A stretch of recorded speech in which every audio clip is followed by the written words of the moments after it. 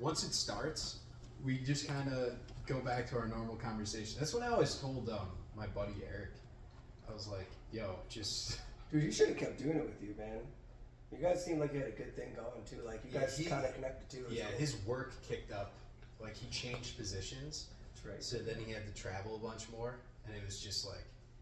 Also, the way we were doing it, it was not sustainable. Yeah. Because, like, we would be drinking, like, a whole bottle of bourbon every single time. And so by the end of the video, it's like, yo, the shit that we were saying... or, like, I can't even understand you. No, it was just like, we were so out of pocket. It was hilarious. Was it? And it was kind of funny, because, like, a part of me, I'll look at, like, the analytics. So I'll see the retention rate. And I was like, there might be, like, 2 people that got to that point of the video. Thank God, because otherwise the comments would have been like... But dude, honestly, see, I think those are the best videos, dude. Like, I love that shit. Yeah, I like those ones the most. Those are the best ones. Like, I know the fans, they're gonna really resonate with this, because I've been almost, like, avoiding getting back to the couch, and I don't exactly know why. The couch is where it's at. Dude, it's the most comfortable. Yeah. I just get in flow. Like, I just look around and look at the paintings, and I don't have anything else going on. Like, the whiteboard kind of sketches me at times. Yeah. Because I'm just like, dude, I can see myself the entire time. And I'm just like, yeah.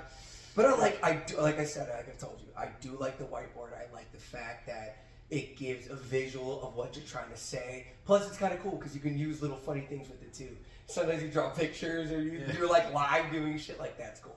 Yeah. That's dope, dude. I think that's really cool. I don't know how some of those people do it though. Like, some are such like brilliant artists that like mid-video, they're like making all these sketches, and I'm like, dude, the second the camera starts rolling and I get into flow, it's almost like the idea of putting a sketch or writing anything out on the board is difficult. Mm-hmm. I know it's what you like, mean. I have to think about it now. Yeah. Whereas most of the time it's just like I could stare and talk for 30 minutes or even up to like an hour without having like a single actual thought in my head. It's just like it just comes out. But then like stopping, I'm like, that's crazy talent. That's fucking hard. You're right. Some of these, I think you do a pretty good job of it, dude. I'm not gonna lie. I think you do a good job of it. Yeah. Honestly. So where do you want to start today? I mean, we got a lot of topics we could pick. We could do dating. We could talk about metaphysics and vibration, energy, frequency, all that type of stuff.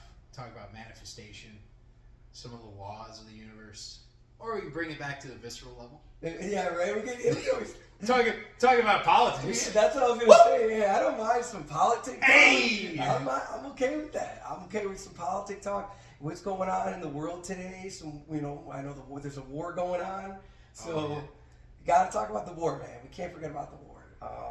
And then obviously Epstein files. Come on, who doesn't want to talk about the fucking Epstein files right now? Like, I want to know who the fuck's in there. I want to know who the fuck is looking at little kids, right? Like, I mean... Yeah, it's messed up, too, because, like, a part of me is trying to have that, like, observer viewpoint on a lot of this stuff, where it's... I don't want to react to it. I don't want to let it ruin my day. But at the same time, I'm like, all right, this is something that's going on. So I almost draw, like, the pinpoints. Right. Because, like, I see everything that's sort of happening in the world, and it's... So we have the Epstein files, and we got kids being hurt in the files. I like to boil it down to just that. Good. Yeah. It's like young kids, people being like hurt, murdered, abused, and you transpose that with war overseas. And I saw on the news, I was over at my parents', and it's like a hospital. I think it was a hospital or school got bombed. Yeah. And it's like a bunch of kids die. And so you look at like our civilization over here and how upset we get when it's like finally our children that are getting hurt. But then you have that whole crowd that's like, yeah, fuck Iran. Right. It's like, and they're like okay with that. And I've even heard that before from like a younger version of myself and other people where they're like, yeah, just like wipe them out. Just wipe them all out. Just drop a bomb over there. And I think it's just like that disgusting subconscious, like the collective subconscious underbelly that we have, where we're so okay with death and destruction. And it's, I think on the other side too, though, is it something that's just masking too? Like, the war is happening because they don't want people here to know about these Epstein files. They want everyone focused on the war, that Iran's bad, these people are bad, or Iraq, wherever is bad, and we're bombing these people because they're bad. But we're forgetting about the people who are here that are probably doing bad shit too. You know what I mean? And I feel like that's the other side of it too that I see, is the war just like a weird like cover up over this Epstein thing, Something I always think about just with that. That's how I viewed like almost every war. It's just like a cover up, and it's like always the banks. That's a good point. They're always involved, and it's like why is it these certain countries that don't have the Rothschild backed bank? It's the ones that we always pick fights with, because that's how you like actually institute global control. Right. And like the one world government is like who owns our money supply? Because all the dollars that the U.S. government has, we have to borrow. Right. Because we don't own the Federal Reserve. Exactly. The Federal Reserve just prints, and then we borrow it. But who's getting all the interest? Like, where is that money going? And is that buried in those files? Is that buried in these wars? Because we've just been endlessly ever since like 1913. It's just like the Federal Reserve started. Boom, start a war. Yeah. World War II, same thing. It's like we stay out of the conflict, and then we think like, oh, well, America didn't need to get involved. But then you actually look at some of the trades that happened while we weren't involved. Yep. We were lending out equipment and money and supplies. We were making so much fuck you money off of IOUs from all these other countries. Wow. And that actually solidified like the boomers into like that, whatever you call it, the post-World War II boom. Yep. That we experienced. But that's like, you make a great point, dude. Like, all the wars are like some kind of weird cover-up. There's, and you're right, the Federal Reserve itself is just another question mark. Like, what, you're right, where's the interest? Dude, I never even thought about that till you just said that. It just blew my mind. I'm like, I never thought about that like that way. That's crazy. Who is making all the fucking money? Who gets that? It's the Rothschilds, yeah. But isn't there a few other people that are like... Yes. That's like going all the way back, which I don't know if like the history that we're experiencing is like actually true. Because like you see how doctored up, like even the Bible, how much they revised that. That's really And cool. so like even if you go back to something like World War II, you can find multiple different accounts of like the different death tolls and stuff for the Holocaust, and some have a very low number, and yet we teach all the young kids like, oh no, it's 6 million, it's 7 million, it's 8 million. And I've always asked the question, like, who owns the school system? Who owns the books? Who has a vested interest in making sure that nobody ever points a finger at them? And then who's also at the crux of most of these wars that we're causing in other countries? And like, what do we want out of it? Because some of these countries that we want to pick a fight with are strategic in positioning for certain like routes of transport, routes of like economic means for like, I think it's the Strait of Hormuz. Oh yeah, that's that thing. That's straight. Like who owns control of that? Well, obviously Iran's involved because they're touching it. Exactly, of course. And so it's like, all right, so like, what are we doing actually picking a fucking fight here?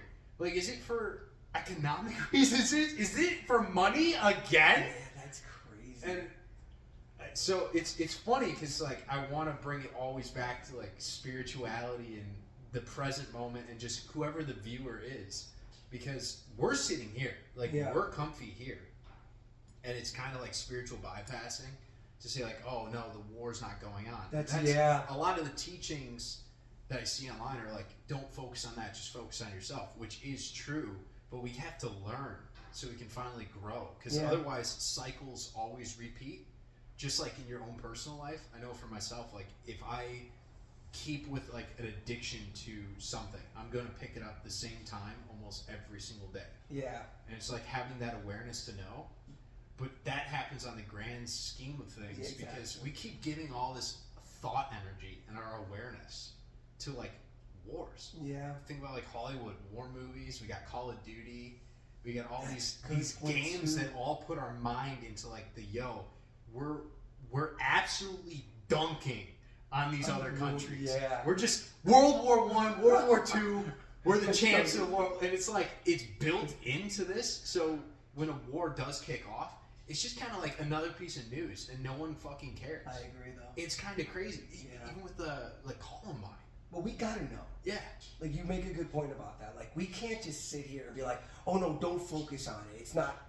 No, we gotta know too. We gotta see what's going on out there. We can't just sit back and pretend like things aren't happening. Like, but you're right. That is what's taught. I totally know what you mean because we see that a lot. We're like, just don't worry about that. It's like, no, we should. Like, we should all be eyes on this. Like, what is going on? Why is it happening? What are we doing there? You know, like type thing. It doesn't matter on what side you're on either. Just like, you should want to know, like, why we're doing it. What are the reasons? You know, are we getting anything out of it, or is just like you said, is it for fucking money again? Like, what the fuck? Is that really what it is, or is it really for good reasons? Is there a real reason to it? We don't know. We don't know. You know what I mean? Yeah. I feel like we can all sit here too and say it could come from this side, from that side. It could be this reason, that reason. But man, unless we're fucking Trump or whoever's in the actual midst of it all, you know, Hegseth, whoever else is in there is gonna know what's really going on, what the reason is, why we're there, what we're doing.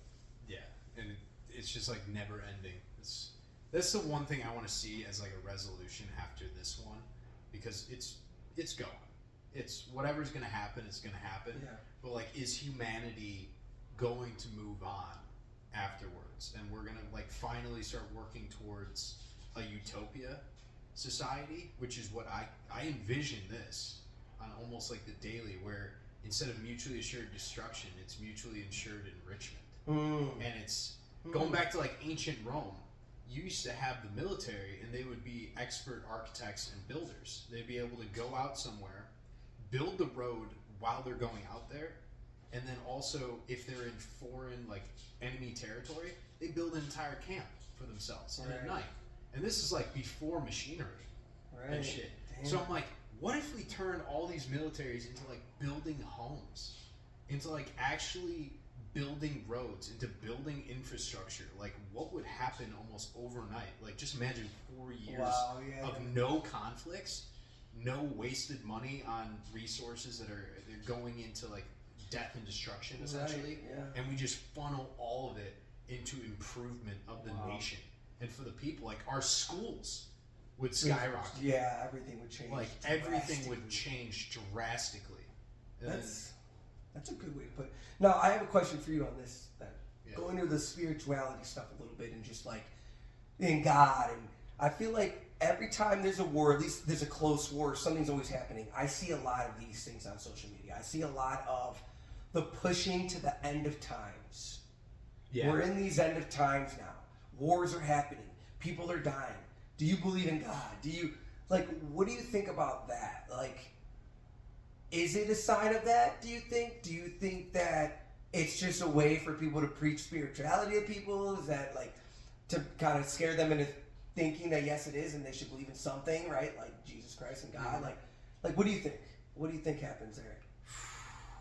Gotta ask the question to the guy, man. I gotta ask the question to the guy. Yeah, that one's gonna expose a little. So like, I'm on team where I like to look back at like the original religions that are around, not the ones that we've lost to time. Yeah. But like, you look at Judaism and then what came from Judaism, and you have the Torah, which became the first 5 books of the Bible. Yep. So it's the same God.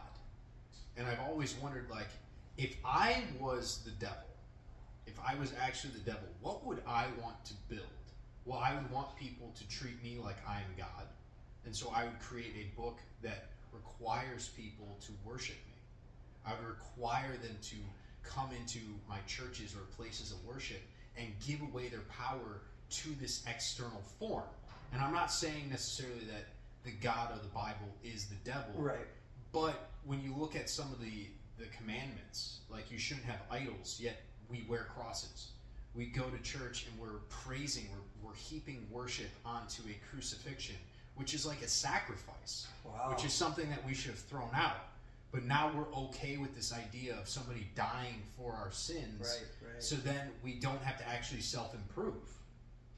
Like, hey, they did it for me, so now I don't have any importance on my own life to make good choices as long as I just believe in this. Wow. And so it's like a way to harvest energy out of us, not only financial but emotional and our thought energy towards like, oh yeah, this is the answer over here, or the answer's over here. But the truth is, and that's why I like the Bible and I don't. Because there's certain lines in there where it says the kingdom of God is within, and that's the truth. Because cool. God is like everything and nothing all at the same time. So that stipulation, like, oh, well, you have to go to church because you have to get involved with the clergy or the priest or the pastor, and then you have cardinals, you have bishops, you have the Pope. It's the same hierarchy. It's the same playbook as Judaism that Jesus came about and flipped the fucking tables. He was like, no, you stop this bullshit. And we're doing the same thing all over again. You're right.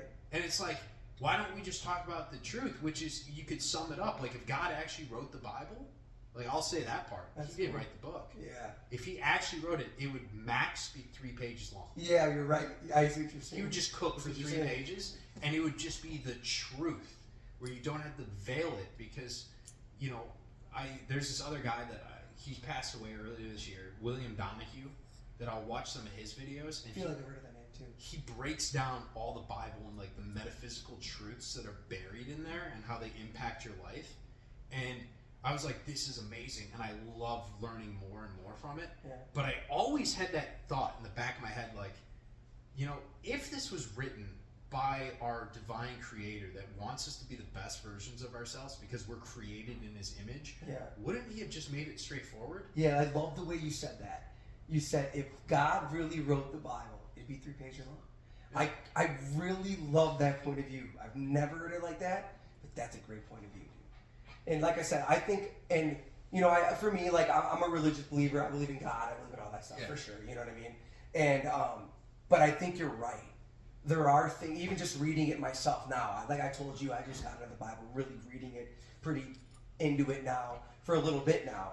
And I don't know, I just feel like you're right. There's some things in there that don't add up all the way, right? They're not, they don't make sense into what we should be believing in. It doesn't make sense in the Bible sometimes. You're right.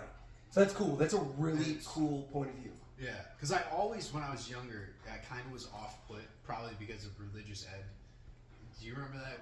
Did you go to that? It's like where you're forced to go. And you have to learn stuff. I did do something like that, like when I first was getting baptized. I remember as a kid, like you had to go to like these classes and like you had to learn. Like I do remember something somewhat like that, But I mean, I don't know if it was any kind of class. I don't know. I didn't know what it was called, but yeah. Yeah, so like that is what kind of started me on this path, like at a young age, because I always sort of wondered. I was like, this feels like we're getting indoctrinated. It feels like there's a lot of these dogmatic beliefs where I grew up in a town where it's hyper religious, but I noticed the people sometimes that would go to church the most often were the worst when they were outside of church.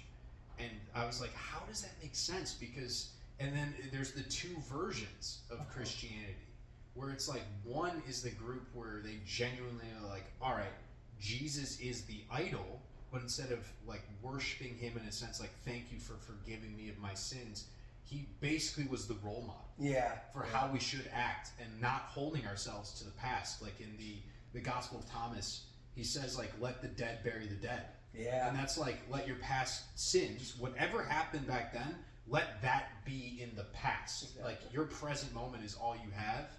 And he has other ones where it's like, you're not damned by what enters your mouth, but the words that flow from it. Yeah, that's and so it's like all these teachings, and it's like one sect, one group is like, I'm going to follow that. I'm going to take it to the T, and I'm going to try and aspire to be him in the day-to-day life. And I think that's where humanity should be trending towards, where it's like, yo, what if we were all Jesus, just wearing a mask? And the mask is this ego that is constructed when we were born here, and from our parents, from our families, from the systems around us.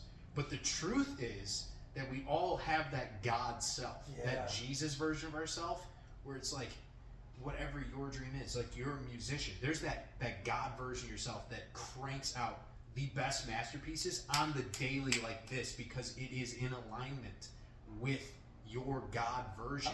It's who you are. And so like, it's almost like we have this institution that is creating this duality or the separation from God, so we can't embody God.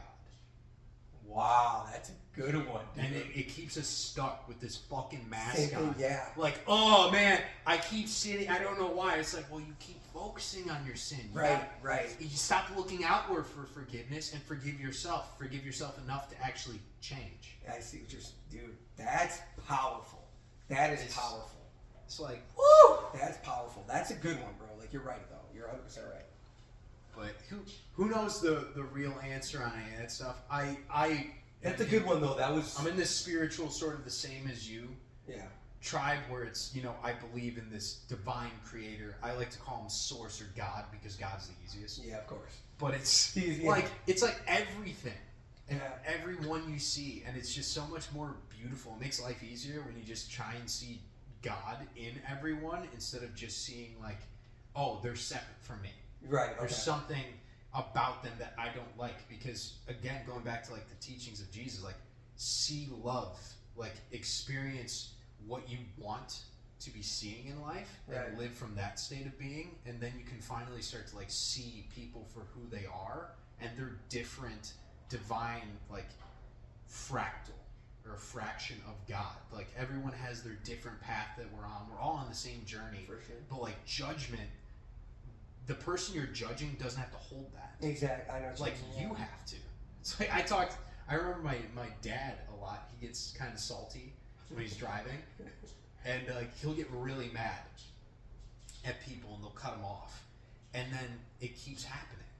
And I always bring him back. I was like, well, it's like you keep seeing the worst in other people, and you get angry, and then your emotion that you're sending out to the universe for you to attract back to yourself is that same anger. That's like you're casting a vote saying, yeah, dude, give me more. That's a good point. That is. So it's kind of annoying because it's like you get cut off in traffic and you're like, namaste, bro. And it's like you feel kind of insane. Okay, so that's a good. Okay, I love that. I'm gonna jump around here a little bit here because I love asking you questions. I think it's cool. I think you give a lot of cool knowledge on it and a lot of cool perspectives. So, geography question. Okay, now we're gonna do a little geography, but we're gonna keep it in the sense of the Bible and all this. I had a conversation with someone about a month ago. We kind of had an argument. He is a flat Earth theorist. Believes that the Earth is flat. Okay. I believe that the Earth is round. What do you think? What do you think? Oh man, we're going off the rails at this point, guys. Like and subscribe. This one's gonna sink me some subs. Probably. No. So like growing up, and obviously like I have the globe here. Yeah. I've just always kind of wondered how accurate this is, because I like to. There's some older maps that I've seen, and they misrepresent some of the nations. True. And they have different sizes, and it always kind of links back to Christianity in a sense because they created most of the maps. So if you're the religion that's vying for the most power versus the other ones, you want to make sure that the land masses that your religion predominantly holds power in look larger. So like South America is actually way bigger than Greenland is, but on some of the older maps, Greenland is massive. It's huge. And so they've done this throughout time, and I'm like, well, if they're willing to change that, I don't know, dog. That's a good one, dude. And it's like, I look at shows, so I try and drag everything in, because I don't have the answer, and I don't know if, God's not going to give me divine intuition of course. On it. Like, I see things every day when I meditate, but I don't see shit like that. Yeah, right. Usually I have to there's this other channel, Italian,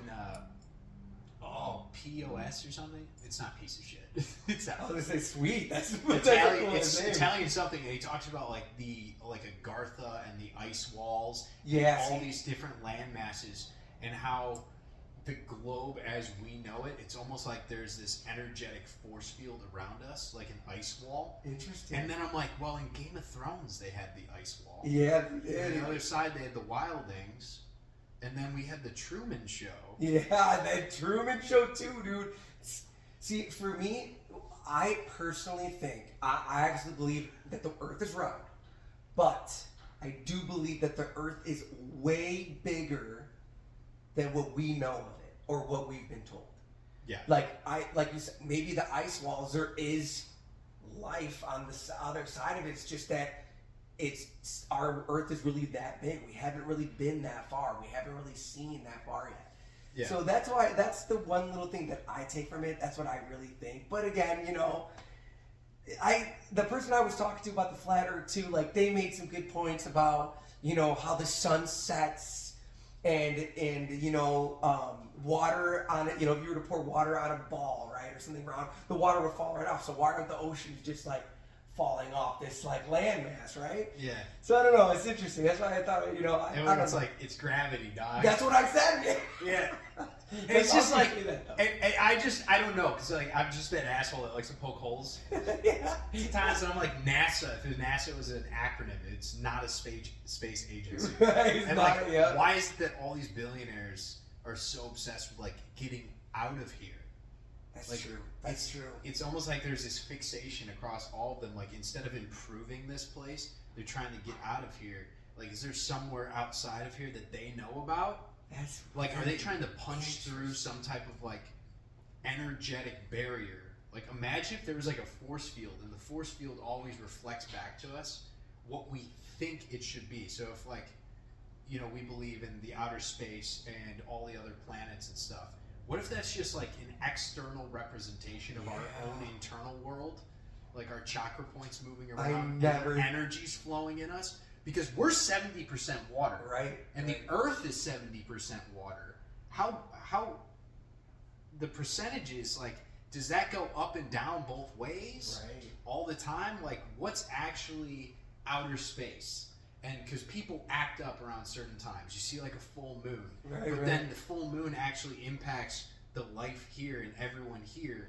So I wonder, like, if that thing's really thousands, if not millions, I don't know how far away the fuck it is. Yeah. Well, like, if it's that far away, how does it have that much power over how people interact with each other here and how they feel on the inside, unless that is somehow an external projection of our internal world and our own internal energies, which is kind of in line with some of the esoteric teachings where they say like as above, so below. Yeah, right. I wonder if that extends to like the world you see above is just like the one that is within. Yeah, that's a good... And so it's like, I don't know. I go retard max. Dude, know that. Where it's like, like Lord of the Rings. It took place in Middle Earth, and I'm like, what's in the middle of Earth? Yeah. And I'm like, there's just fucking dwarves down there. I guess so. Yeah. I'm like, dude, send me, bro.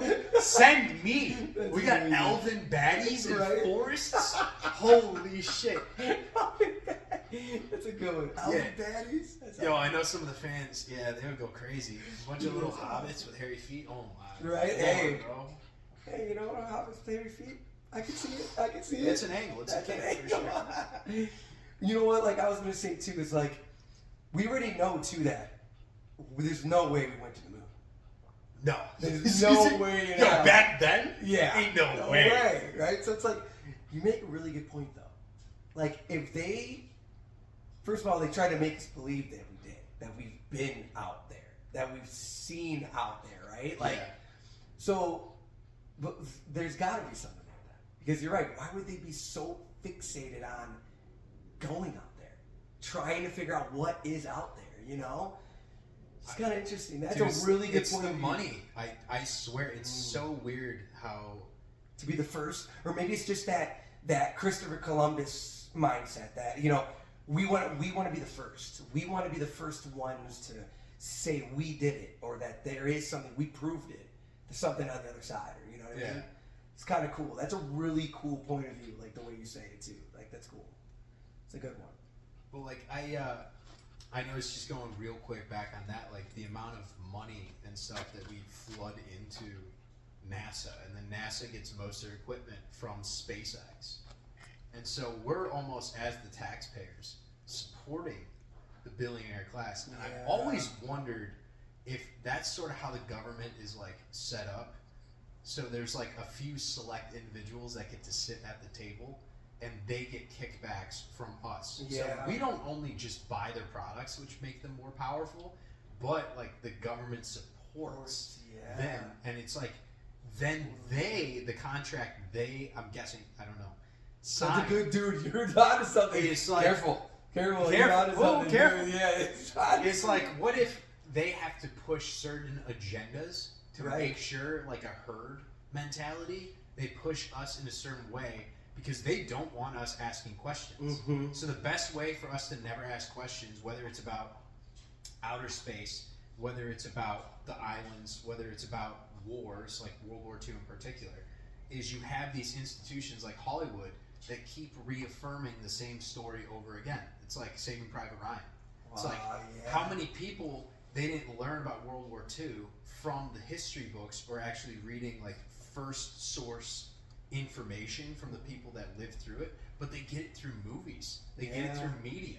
And so like, I think there'd be a vested interest by the people in charge to make sure that all the media and the stuff that we learn with our sensory inputs is going to keep sending the conscious thought energy to reaffirm the reality they want to create for us. Totally. So like, we're creating our prison without realizing what we're doing with our thoughts. Yeah. Because it's like, we're going everywhere now.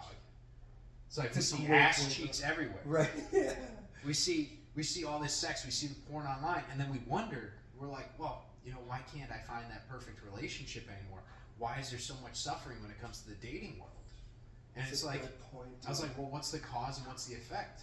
The effect is dating is going downhill drastically, but the cause of that is you have all this additional media now telling you about the red pill, it's telling you about the black pill, it's telling you about hypergamy and how women act. You have movies where you have people cheating all the time. You have all these different dating apps, and I'm like, they're making sure our awareness is on the statistic of failure.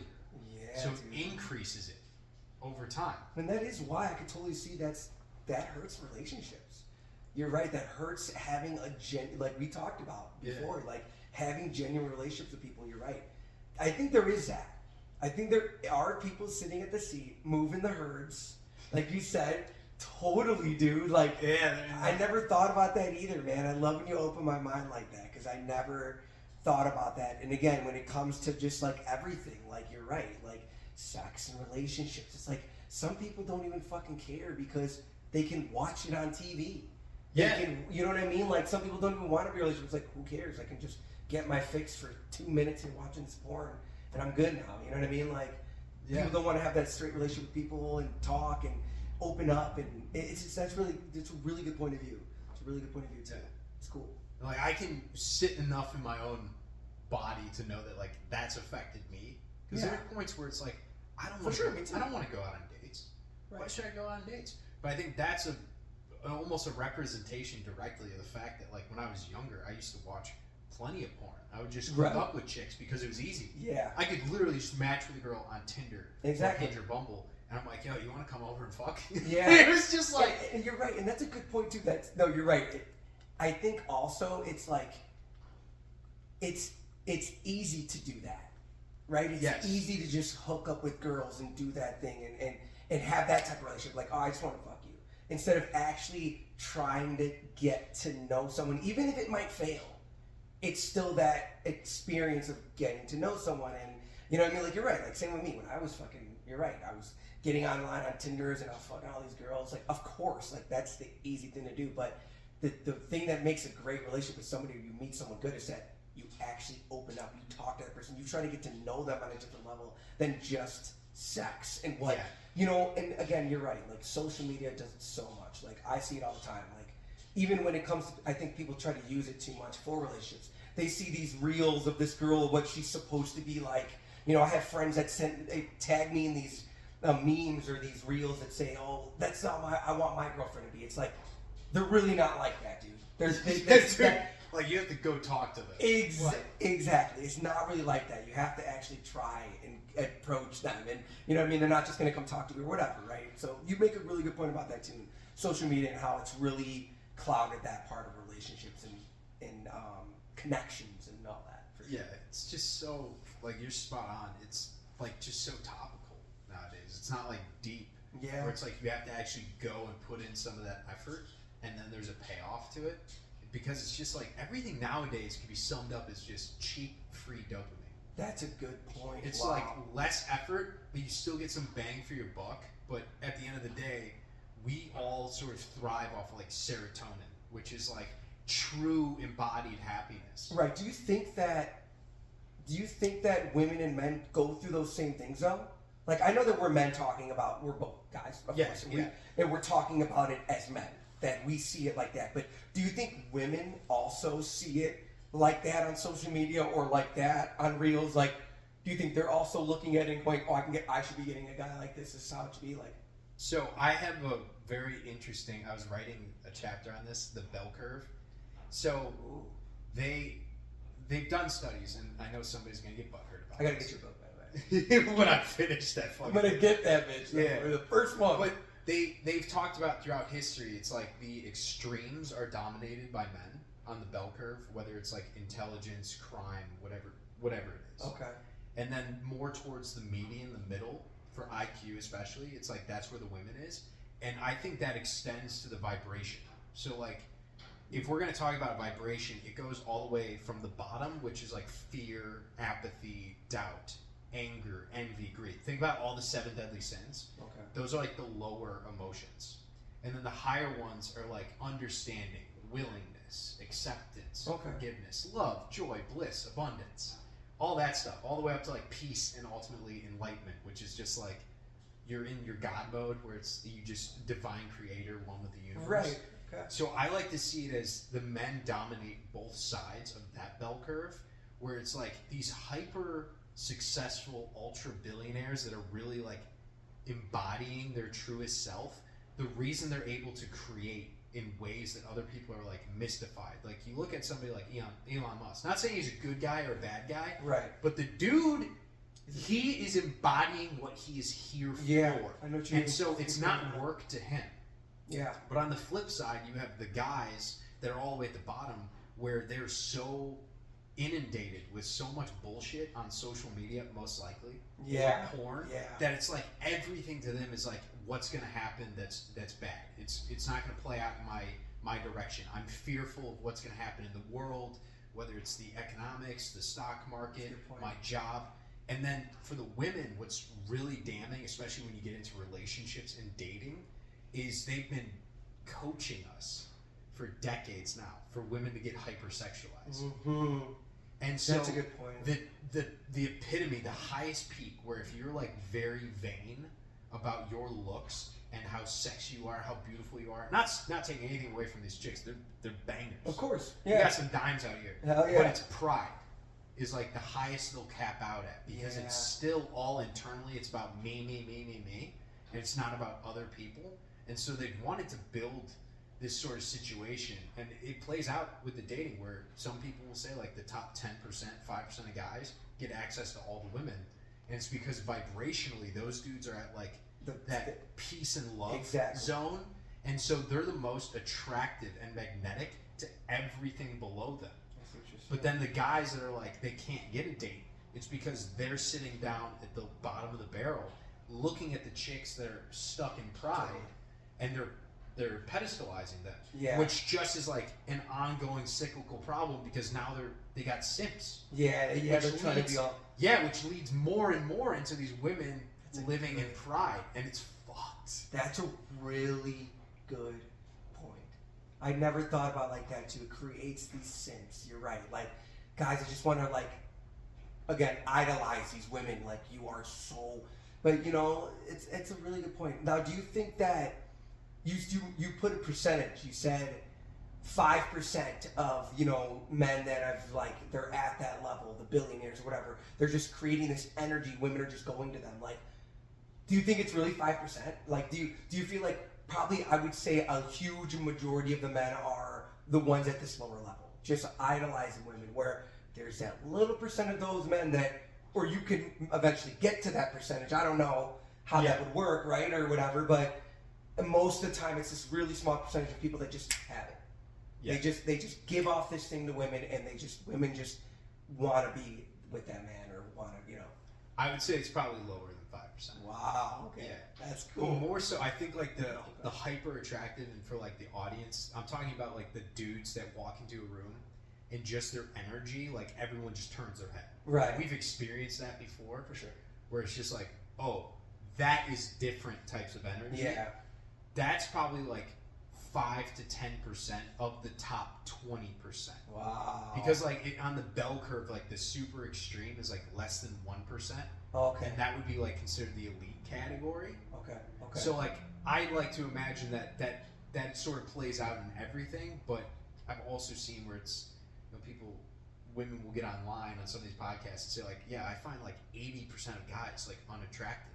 And so like that might be what they're talking about, is like the vibration, the energy those guys give off. It's like 80% of men that they see just don't give off the energy that they want. Like if you were to just do like a blind test, you don't know their job, income, anything, you just look at certain people, you could pick up on energies. Yeah, that's a good point. And I just wonder where that energy, like the average is, because that tells us a lot. Yeah. Because I mean, like I think we have more technology and advancement and resources than ever before, but that also means we have more ways that we can outsource our own consciousness to other things rather than creating our own life with intention. Yeah, that's a good point. And so like we live in this luxury, but at the same time, like, are we really creating that luxury, or are we just enjoying it in the time? What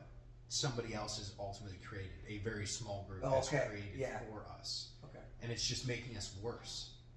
And they want it like that because then we keep doing the same thing. We keep going back to the well over and over again because we can't dig our own. Yeah, that's a good point, dude. It's like a really good one too. It's like, who even knows? World's a crazy place, dude. The world's a crazy place today. Yeah. So what do you think about I guess this is a good one because I feel like it's a little bit of politics, it's a little bit of religion. Yeah. The whole transgender community. The whole come on, man. I mean, this is good talk. We're here today. Yeah, I mean, I guess I'm gonna lump. Like that's a good like. There is a message, because like I have a lot of like gay fans. And that's cool. I absolutely love the gays. I think they're hilarious. And they are actually like embodying who they are. And I think you have to go through a lot of trauma to even come out as that. I do think everyone is made the way that they're made.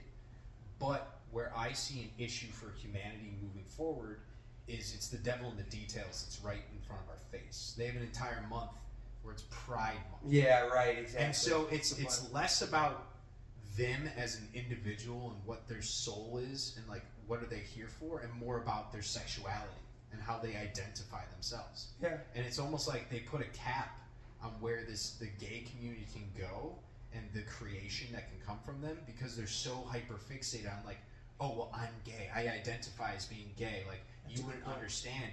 And it's like sometimes I just want to like tell them like, dude, no one cares. Yeah. Literally no one cares. No one fucking asks. I agree. What your sexuality is, but like, who are you? And it's like, if they were to ask themselves that question, I think you'd get way more in terms of like happiness and bliss from that community. Now, that's a good point, dude. That's a really good point of view. I never thought about that. Trans is spicy. Yeah. It's like, I'm a firm believer that there are like different calibers of souls that come into this plane, and we're all from a different place. And ultimately, where the soul comes from, it's like a fractal. It's like a little fraction of God.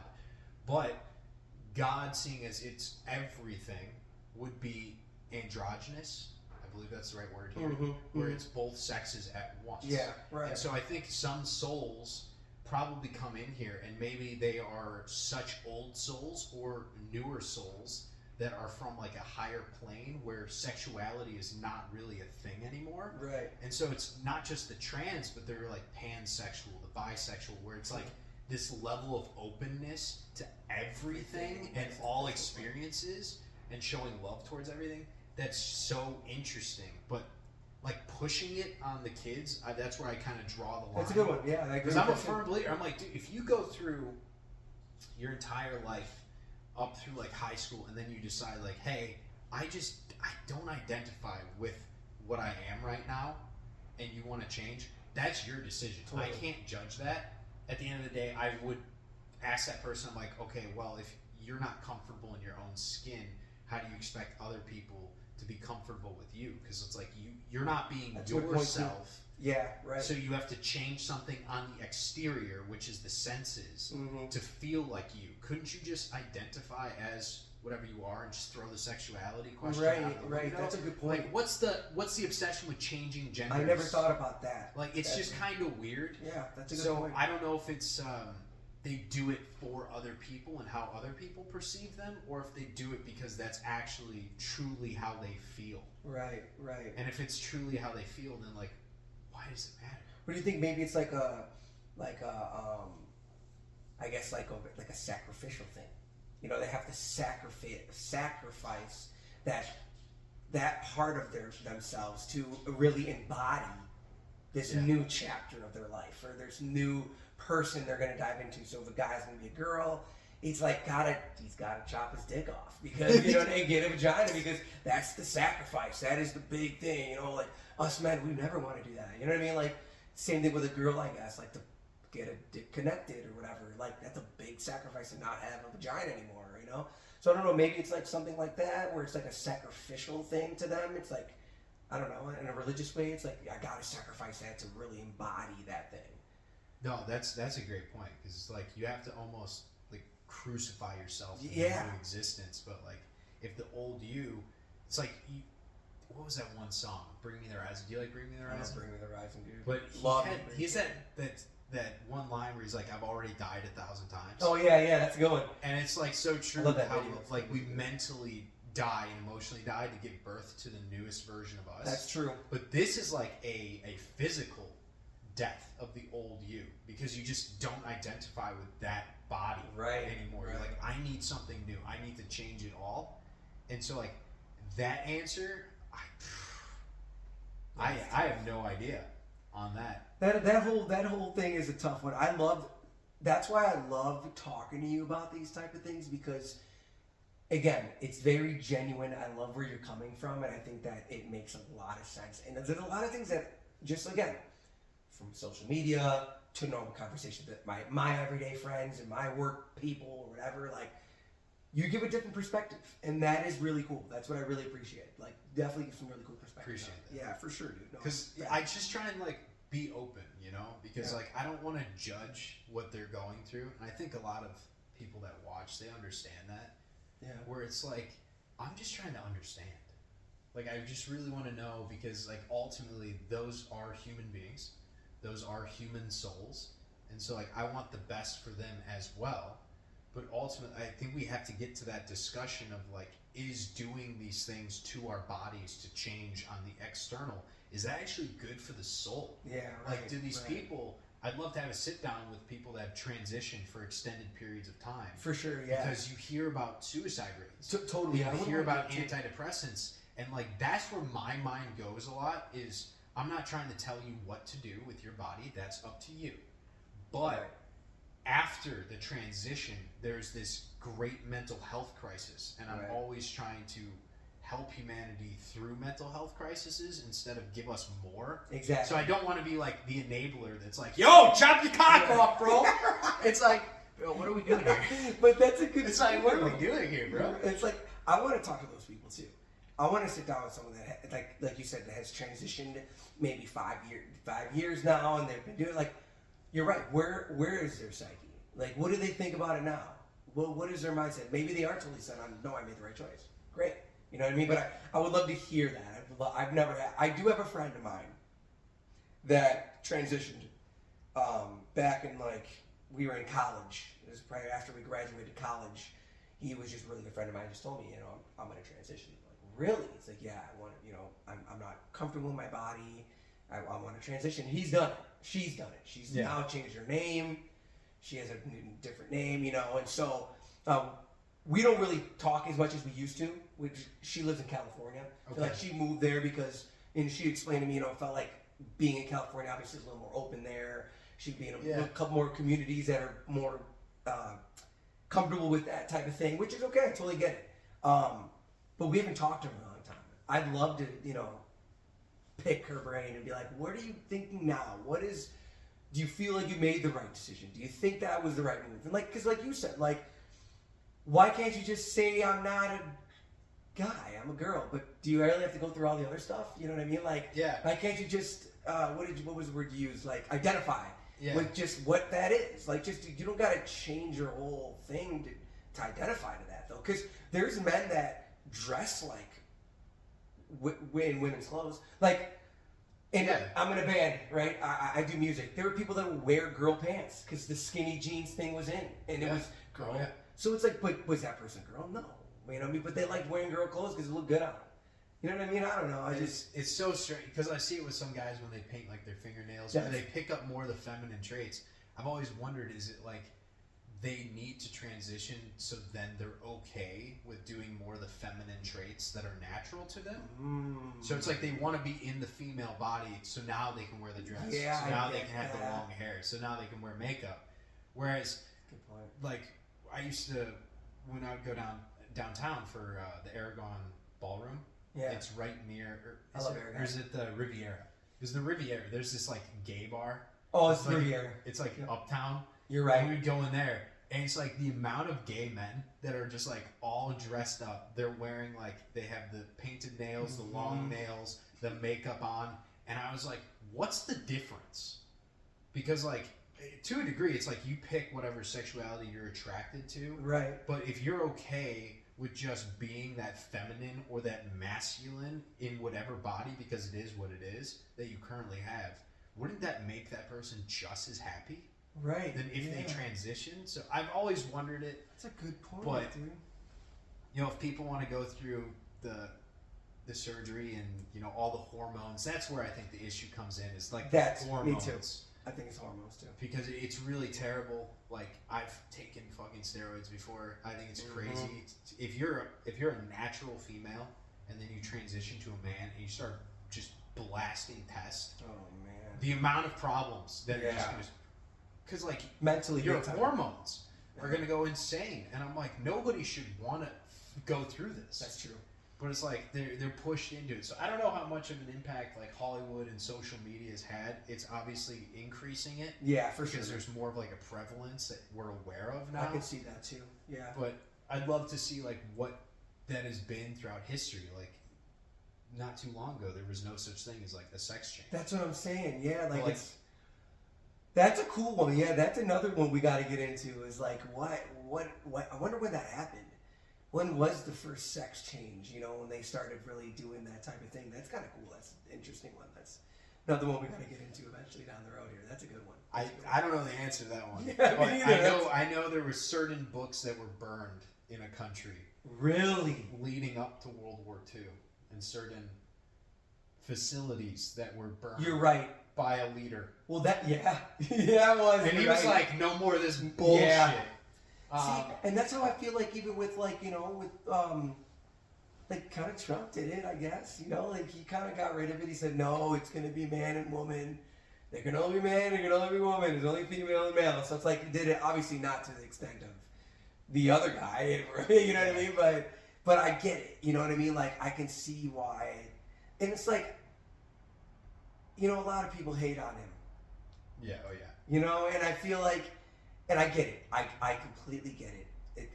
The things that he did were really wrong, but there's some decent reasoning behind it. You know, for me personally, I really, and again, I'm not like saying I agree with a lot of things he did, but I get why he did it. You know what I mean? Like in a We're sense. talking about Mustache Man. Yes. We're talking about Orange Man. We're talking, yeah, no, we're talking about Mustache Man. Mustache Man. We're talking about Mustache Yeah. Man. I just feel like, I don't know. Like I said, I get it a little bit now. As I read some of the stuff now, as I get older, you know, it's like sometimes the worst people, they had a good reason. Yeah. You know what I'm saying? Like as bad as that might sound, it's like, Very good reason. you know, Some of the stuff that they've done. So I mean, there's a lot of things in history that they just like don't talk about. right? Like I got interested. I think it was they called it the German Miracle, where Mustache Man he kicked out the central bank from Germany because post World War I there was hyperinflation to pay back reparations. I think I know what you're So like that those are those old pictures. I didn't know that's what it was called though. I never knew that. The German Miracle. Yeah, I never knew that's what it was. That was the period of hyperabundance that Germany went through, which like everybody else is like broke and they were living the same world that we're living in now, where it's endless money printers. So every time you print more money, it devalues the actual currency, which causes inflation. But he flipped it where they called it the Reichsbank, where they owned the currency and the supply of it. And so for works performed, that's when money would be printed. So everything would get essentially paid for by the government, no matter what your position in the country was. And so everyone was employed. Dude, that's... Because all of their products and everything they built and constructed, other people would use, but the government, in its self-sustaining currency, would say, "Oh, well, you're working, you're producing, we're going to pay for you." And that's pretty cool. Even children, if you had children, they'd cut off a percentage of your mortgage. It was a utopia. See, wow, that's insane. I never. Yeah. That's and it gets insane, it gets a little crazier. Like when you start talking about like militarization and the buildup, it didn't start until I think it was 38. Really? Yeah, he didn't want fights. See, he sued for peace. And that's what I'm saying. Like, you make a good point about what you just said. Like, they don't tell us everything. There's a reason for that, though. Yeah. There's a reason why they don't tell us everything. It's because they don't want us to know everything. They want us to just know the little bits and pieces.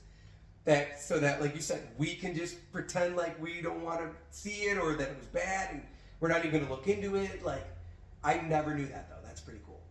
Dude, it gets so much crazier. Because, like, I've always asked the question now, like, okay, if they lie about him, what other antichrist for real from our past were actually the good guys? Right. And so, like, you have certain movies and people that are portrayed, like Napoleon. Yup. And, like, Napoleon's known as being kind of like this corrupt, crazy emperor. He went to fight literally everybody. Yeah. He just bodied everybody in Europe over and over again. And he did the same thing. Really? He kicked the central banks out.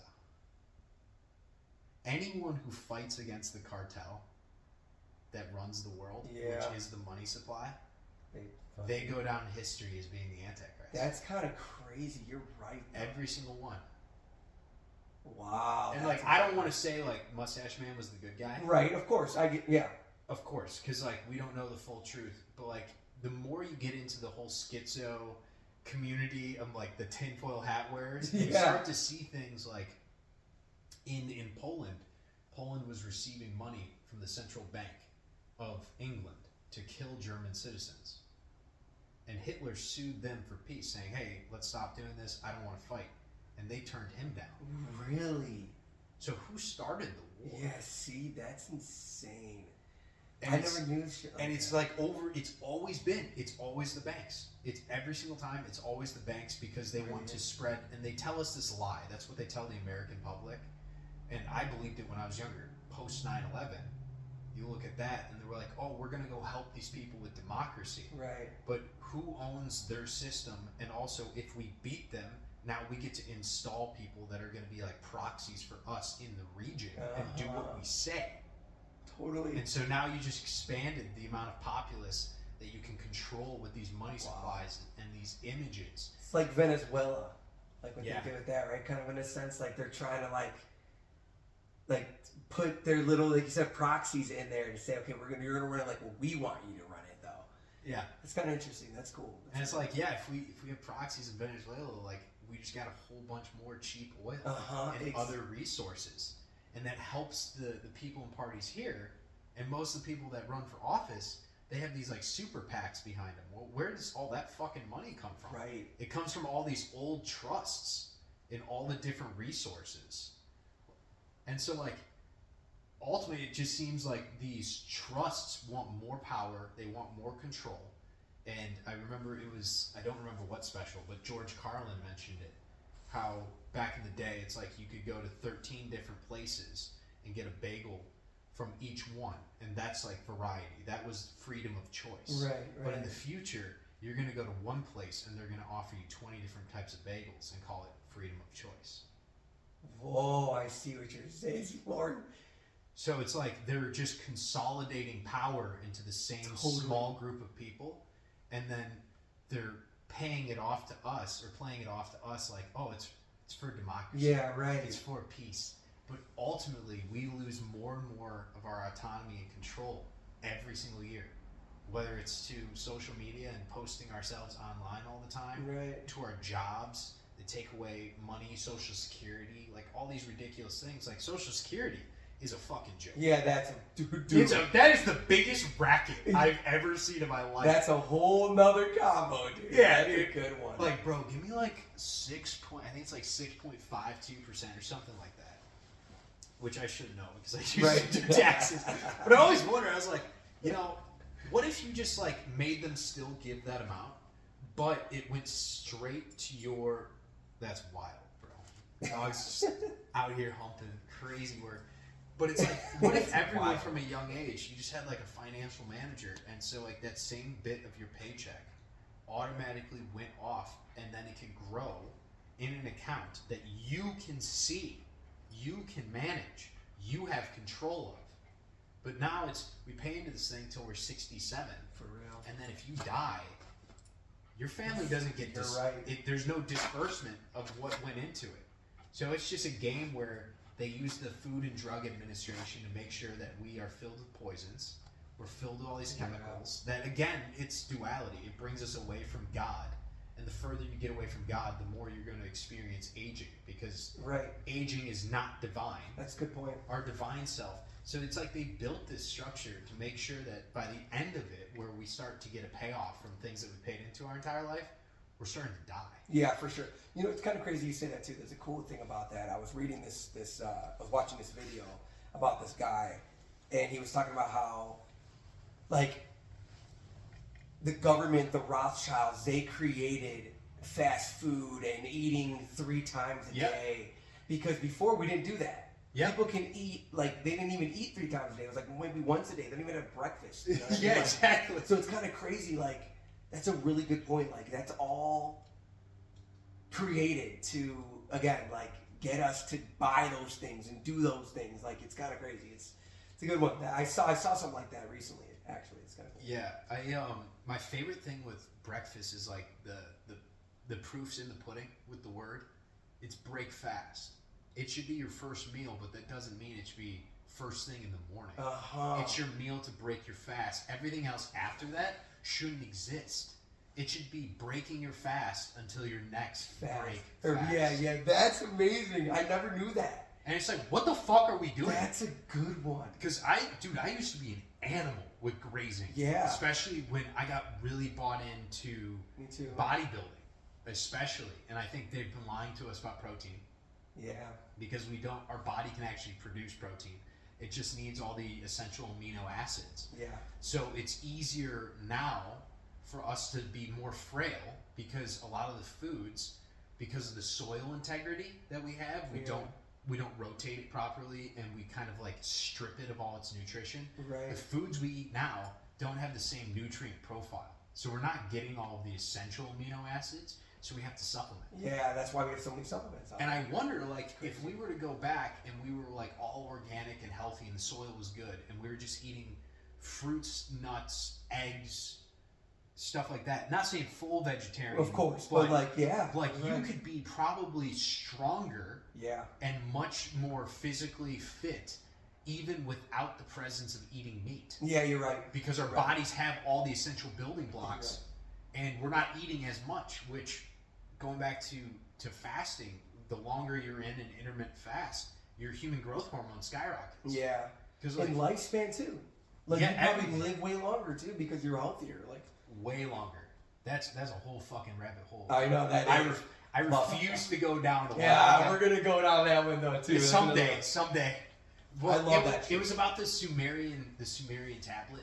So there's like this ancient tablet of old kings, and they tabulated that some of these guys were in rule for like over 10,000 years. Really? Same person. Whoa. Ancient Egypt, there's pharaohs. And some of the hieroglyphics that would live for like 1,000 years. See, that's insane. I think that's fucking real. And I'm pretty sure it's because they would eat one meal like every 3 days, maybe 7 days, whatever it is, because your body goes into this cell autophagy mode where everything that's damaged just gets repaired. Right. And I'm pretty sure things like Superman is actually a story about us. Yeah, I know what you mean. Because he's like, well, I have all the strength in the world as long as I have the yellow sun.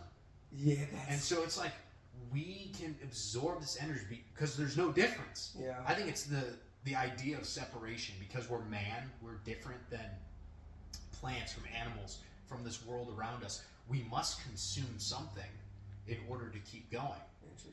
But at the highest point of things, I would wager, and I would ask anybody that's like a Christian historian, where it's like they know everything about Jesus. Do you think Jesus had to eat? Yeah, that's a good point. I don't think he did. I don't think he did either. I think he was one with the universe, so therefore he was always content. Because I asked myself, when I get hungry, what is the vibration of the hunger? What came first? Was I hungry and then I was in a bad mood? Or was I in a bad mood where I wasn't present, and then therefore the thought of eating came to me? And it made it kind of think, okay, it's what I need, or is this going to make me feel better? It's something that I need. I'm like in a state of lack. And so that leads to the hunger. And That's I wonder crazy. to a degree, it's like we have all this shit online. And what was I can't even remember what it was from. But somebody was like making a joke, maybe it was in a commercial, like it's all about the food when it comes to like sporting events. Oh, like, yeah, the sporting events aren't about the sports. It's the food. It's all about the food. And I was like, well, why do we fill our consciousness, our awareness with sports? It's like you're not present, you're not fulfilled within. So I'm going to watch this thing outside of me. So in the moment, you're fulfilling that need. For sure. That isn't really there, but you're perceiving that there's a lack of something. So now you're in that state of lack, and then you see the commercials for food, and now you get even hungrier. So it's like they're just doctoring us along, like herd style, to be like, you will fucking eat. You're gonna eat. All day, goddamn. You're gonna eat. You're gonna eat, boy. Yeah. That's so true, though. That's a good one, bro. Like, fasting's so hard, though. Dude, like, it's hard. Fasting is fucking hard, dude. Like, I did it for, like, 6 months, I think, tops. I was fasting. Like, not like I didn't eat for 6 months. I'm just saying, like, I did it. I had an actual good diet where I would fast for, like, 12 hours. I didn't eat anything. And then I took that one meal, that's it, ate, drank water, done. Like, fasted again for another 12 hours. Like, so difficult, though. But it was probably the healthiest I've ever felt in my life. It's incredible. The most just clearing, cleansing moment, 6 months of my life, where I just felt one with the earth, one with my body, one with everything. You know, it was kind of weird. You're right. That's a really good way to put it, because it is that. I feel like it is that, totally. Yeah, because, I mean, food is great. Like, I fucking love food. But I think that's where we're stuck right now, is getting to the point of loving what you eat. Because it doesn't matter. There's people that are healthy, but, like, when they eat, they're still eating out of, like, fear. That's a good It's point. like, I don't think we need to eat as much, but just make sure that when you do consume, it's things that you love consuming and that are good for the body, and then make you actually feel good when you consume it, instead of the stuff that makes you maybe feel a little above where you've been. But, like, bro, I've never ate McDonald's and felt like $1 million. Yeah, true. You're right. Never. Like, never. And it's like same thing with Taco Bell. It's like I need this quick dopamine spike. I need all the cheese, and like it's so fucking good in the moment, but then I feel awful for hours after, and I notice the brain fog and other things in my life just not working out. And I think that's the energy field. Yeah. Like, we're always emitting our energy to this aura, and that's what attracts everything to us in life. But like if you fuck it up by eating something that's very low vibe, or drinking alcohol, or weed is kind of weird in that sense, because you can go high, but also it can bring you down. It's kind of like there's a cap. There is. Yeah, there's a cap to that. I like that. You're right. Where it's like it will expand your awareness a little bit, but then if your subconscious or your just regular conscious mind is filled with a bunch of like fear and limitation, it's gonna magnify that. Yeah, 100%. Yeah, you're right. But like the most loving people, like when they get high, are just like gigglers. Yeah, like it's great and it's not great, but it's like use your discernment for your own life. If this is something that you should be including into your life. You know what's cool though? I think the other thing though too about food, and I think it changes a little bit for people that know how to cook. Oh. You know what I'm saying? Like, I think that sometimes too is what helps people either fast or not eat as much, or not eat fast food, because you enjoy the art of cooking. You enjoy making the meal and seeing it be happening. You feel good that you made it. It's not processed. It's not by someone else, right? Like, exactly. Great point. You know, I think that's another thing that like that's something I wish I was better at. I wish I could cook. I wish I was a better cook at doing that stuff, because then I think I would appreciate my fast. I would appreciate taking the time, and then when I'm in the kitchen, I'm cooking, I'm enjoying the meal I'm making. I know what I'm going to make. I know what I'm going to eat. I know what it's going to taste like. You know, like just a better feeling, I guess. Yeah, it's just more natural too. Like, because I love it, like breaking long-term fasts. Like, I'll look forward to it a little bit. Like, what am I going to eat to break it? And it's always some type of food that's not like a cheat, but it's my take on what would be like a cheat meal. So I'll get like the chicken tendies. Oh, okay, cool. And Yeah, I'll just like coat them myself. And so it avoids a lot of like the processing and the oils. And I'll throw them like in the air fryer or the oven. I'll try and avoid the microwave. So I'm like, this is pretty high vibe food. Like, it's a good protein source. There's not a whole lot of oils or excess fats or processing that goes into it, that's my main thing that I'm trying to avoid, is extra processing. Because I don't think we're evolved. No. Yeah. Where it's like 100 years ago, bro, you walked into a tavern and they're like, do you want soup? And the soup was all whole food ingredients in that soup. Exactly. Everything that went in your stomach was its own source. It was its own ingredient. Whereas now it's like, you could go eat cereal and God knows what is in cereal. That's a good point too. Yeah, cereal's like a whole other fucking. Yeah, or like it's just a fucking hamburger.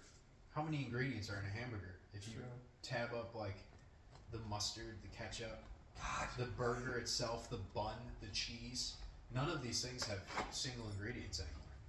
So it's like you're dropping a nuclear bomb on your stomach. You're totally right. Yeah. Trying to be like, hey, chemically break this down, and then we wonder why we had gut issues where we hold all this excess, poop in our gut. You've probably seen those commercials where it's like, oh, take this for a couple days, it'll clean out like 15 to 20 pounds of excess waste.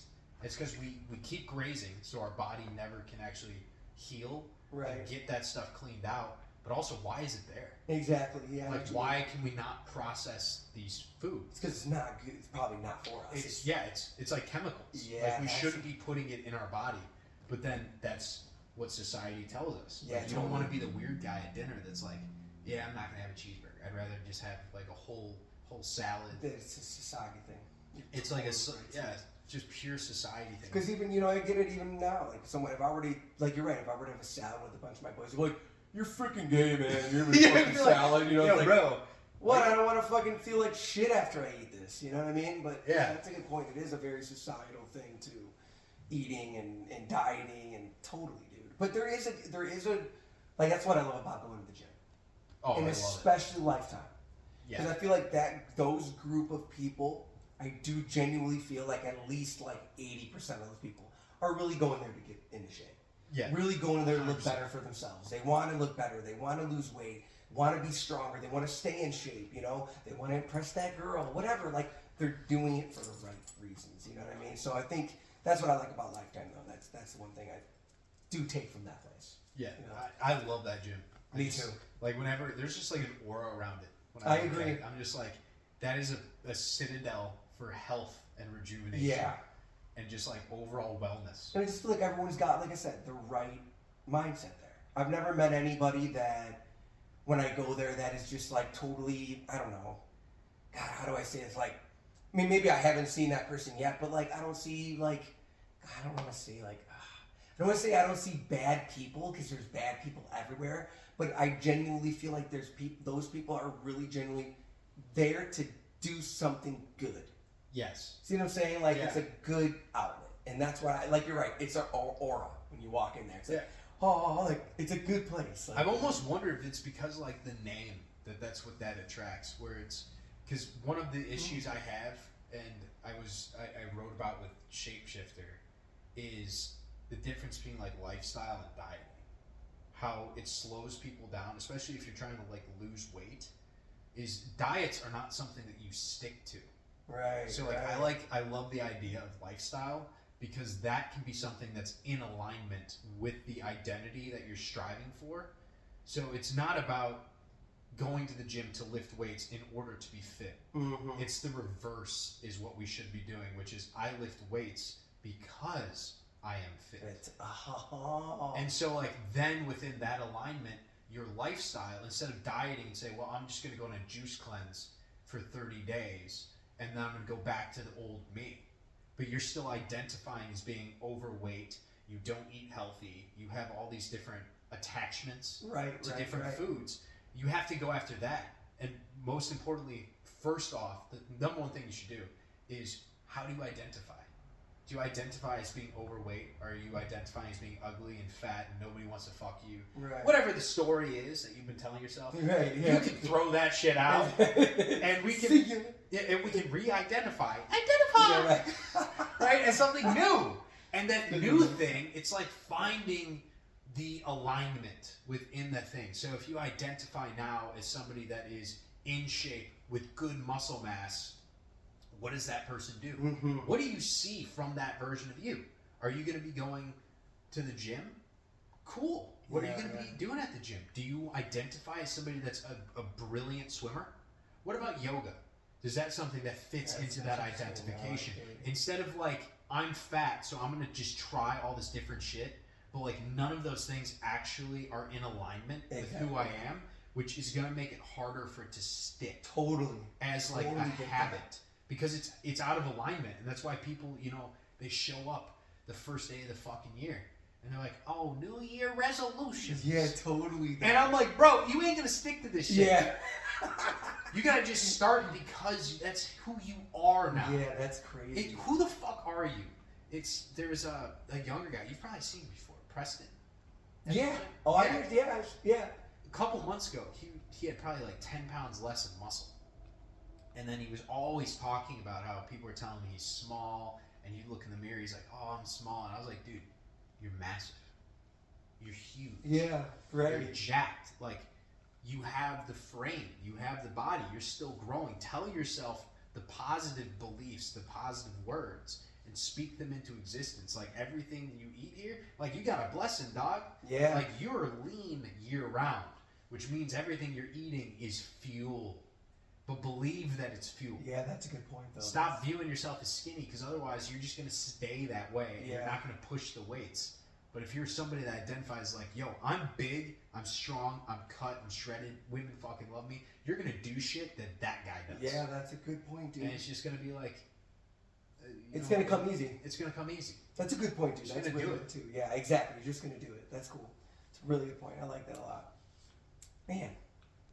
Great combos. Yeah, I don't even know. Fucking great. We haven't even touched on like energy and anything. Yeah, we did it. Which is, jeez. we kind of. Well, we did. I think we did a good. Yeah. I mean. No, that's why I love these combos. It's just like it goes everywhere. I love that. That's what my favorite part about this. So it's like if you stopped in for the first 10 minutes, we're talking about something completely different. By like 20 minutes. That's awesome. But I think that's what makes it cool too. Is like I think we've even been able to implement those things in everything we talked about. Yeah, more. We still had energy in there. We had like I love that. I love that, dude. That just so brings cool. it all together. And like I think we started off with like God. Yeah, we did. And like we did. how God is everything. And so like all of our lives, it's just amazing to see like the cause and effect. I always like to talk about like you're gonna have a delayed experience on the external. Yeah. But it's always going to be based off the cause, which is like from your beliefs and your thoughts and your energy on the internal. And just seeing like, oh wow, so like even if I don't believe in God or I've had a bad experience with God or bad things just keep happening to me, once you start to see the connection with, wow, my thoughts are creating the reality that I'm experiencing. Totally. It kind of like, it relieves you, but it also like heavy is the crown. Where it's like you start to realize like, oh shit. So, like, I can change my reality, but I have to change myself. Yeah, totally. It's kind of, it's like that fucking scene from The Matrix where the little bald kid is like... The Chinese one, right? Yeah, and they're like, you are not the one bending the spoon. Yeah, I know what you're talking about. The spoon doesn't exist. Yeah. It's you that bends. Yeah, that's crazy, though. That's a good point. And it's like... It's weird you say that, though, because you're right. Like, I wasn't a believer in God for a long time. When I was in my band and I was touring the country, I was like doing whatever the fuck I wanted. I was doing stupid shit. Like, but then I realized why is there something bad always happening?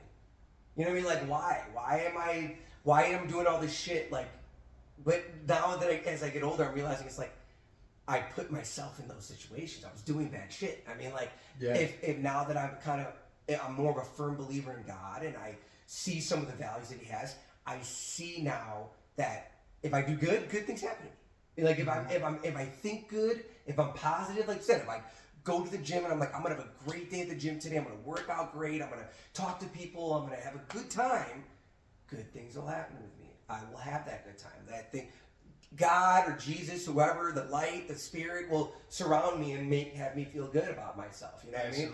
But if I go in there negative, if I have negative thoughts, if I have negative intentions, it's negative. It turns out being bad. So, like, it's kind of crazy how you say that. I feel like now that I've found that little thing and I've been, found myself a little bit in just going into things positively, thinking the best thing of it, it comes out better that way. It always happens the best way. Yeah. So, I have a feeling like everybody deep down knows that realization. We all do, but we don't want to come to terms with it because then we have to accept accountability. Interesting. With accountability of what though? Like for how life plays out. Okay. To a degree, okay. I think the construction of Christianity and why it's so popular is because not because of God, it's because of the devil. It's because there's this outside force that you can blame. I see what you're saying. And so if things don't come as you want in your life, you're like, oh, it's not because of me. I'm holier than thou. But it's because of these outside forces. It's because of other people. And it's funny because the fallacy is you're straying from the words of your Savior, in which you shouldn't judge other things. But then why did we create the devil in the first place? Right. Because now that's just another thing we can point the finger at. Totally, and blame that. If I was the devil, I would want the creation of the devil because that's just going to make people worse. Totally. Like if I were to create a perfect, religion or spirituality, I would teach people, hey, you are God. You have God within you. Everything that is of this universe is of you. And so therefore, you have a vested interest in making sure that your thoughts are as beautiful as the world you'd like to experience outside of yourself. And treat everyone else like you'd want to be treated. Wow. Like the golden rule. Exactly. The golden rule. Yeah. Like that guy taught, But like instead it's like, oh no, but they died for my sin. Right. So.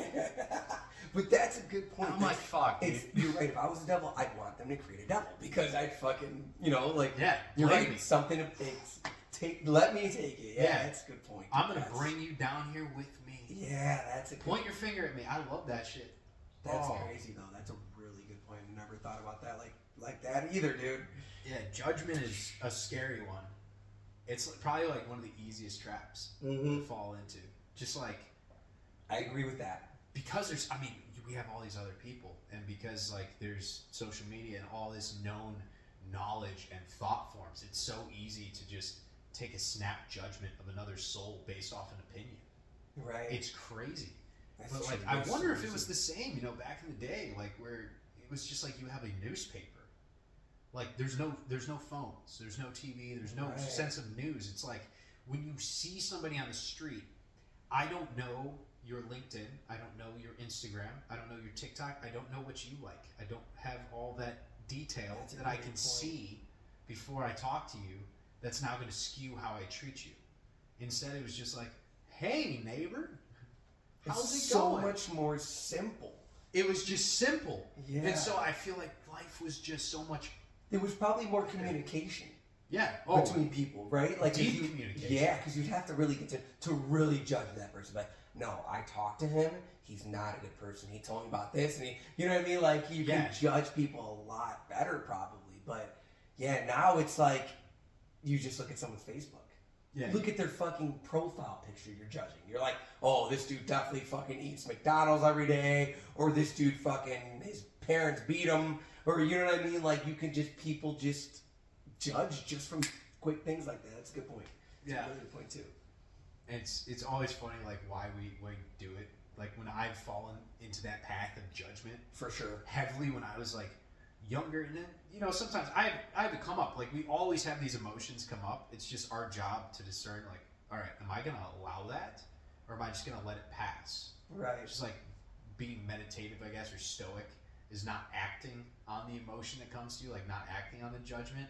But I noticed like when I was in the highest level of fear of other people judging me, that's when I would judge others the most. Okay. And I wonder which came first, the chicken or the egg. Right. I see what you're saying. I wonder if like my insecurities of being judged came from the fact that every time I looked at another human being, I judged them. Exactly. So they have to be doing what I'm doing. Wow. Because there's no way they're better than me. Exactly. I know what you mean. Like, that's crazy. Such a fucked mindset. You brought a good word up that we didn't talk about yet that I would love to talk about because I've been wanting to pick your brain on this. Meditation. Yes. So I know you've definitely dabbled with meditation. I think you still do it a lot, right? You still meditate. When is the best time to meditate? When do you find that time? When is a good time for you to say, like, I'm going to meditate today. I'm going to take the time out of my day to really sit there and be one with the world, and I'm going to meditate. When is that right time, do you think? I think before, so this is, I've done it throughout the day. So like nighttime, middle of the day, morning. What I find is for myself, some days I wake up and I want to put my foot on the wrong side of the bed. So maybe I should meditate before I put my foot on either side of the bed. Because it's not about going anywhere when you meditate, it's about releasing the world of the senses outside of yourself. So like when you first wake up in the morning, you're leaving delta, which is your sleeping state, and you're sort of entering into theta, which is like that sort of grogginess. But that's when the veil between the realms, like the physical realm that we're experiencing and our imagination, is like the thinnest. Like sometimes you get the best ideas first thing in the morning. Really? And it's because the veil is like lifted. So it's almost to everyone's benefit that when they first wake up in the morning, just like closing your eyes and just kind of witnessing any of the thoughts that come through and not having any attachment to them. Like, don't argue with them. Don't reinforce them. Just let them pass and just sit in that stillness and that acceptance of like, I am a piece of the universe. I am the whole within the self. And from that state, it just massively increases your vibe. Like, wow. You feel so connected, and then as you start going through your day, because you didn't immediately check your phone. That's why most people will have a bad day from the start. It's because before they get out of bed, they check their phone, something pisses them off. Well, now they automatically lowered their vibe down here, so you're going to whatever your, I guess, vibration is, that's what you're going to attract to yourself. So imagine like there's different pools of reality that you can experience throughout the day in every present moment. And all the opportunities, all the connections, all the people, love, life, whatever it is, are in different wavelengths. And so when we start off the day immediately getting upset, you're putting yourself into a lower pool, I get it. Which then is going to attract more of that same lower vibration energy to you throughout the day. Which if you don't meditate, the main purpose I love talking about with meditation is it allows you to take a step back and not react. Because when you first start doing it, you're not going to be able to fucking do it. Yeah. It's like, the first time I tried it, I was like, dude, I hate myself. Yeah. Like, who the fuck is this guy? Like, these thoughts are like dark. Some of them are sadistic. They're like evil, like pieces of me. Because I think that was my subconscious saying, like, no, I don't want you to do this. Yeah. Because I was getting better at just not having a reaction. I was letting them just flow through. Wow, that's cool. And so, like, when you go into the lower pools, it just, the understanding is that it is what it is. Yeah. Good things happen, bad things happen. If good things happen, that's great. That's something to be grateful for. If bad things happen, great. That's something you should be grateful for because you learned a lesson that now is going to propel you upwards. Right. So your reaction to things is always going to be, or not reaction, but your response to things after you think about it and then you choose a higher emotion is going to help you move to a higher pool where then you start attracting things because you feel better. Yeah, I get that. And like when you feel better, things just like fucking happen for you. Yeah. But like that's, I would say morning time is the best time. Like that. Get yourself into a good headspace so then like as you start your day, you can kind of ease into the other stuff and you've already sort of dealt with some thoughts. Totally.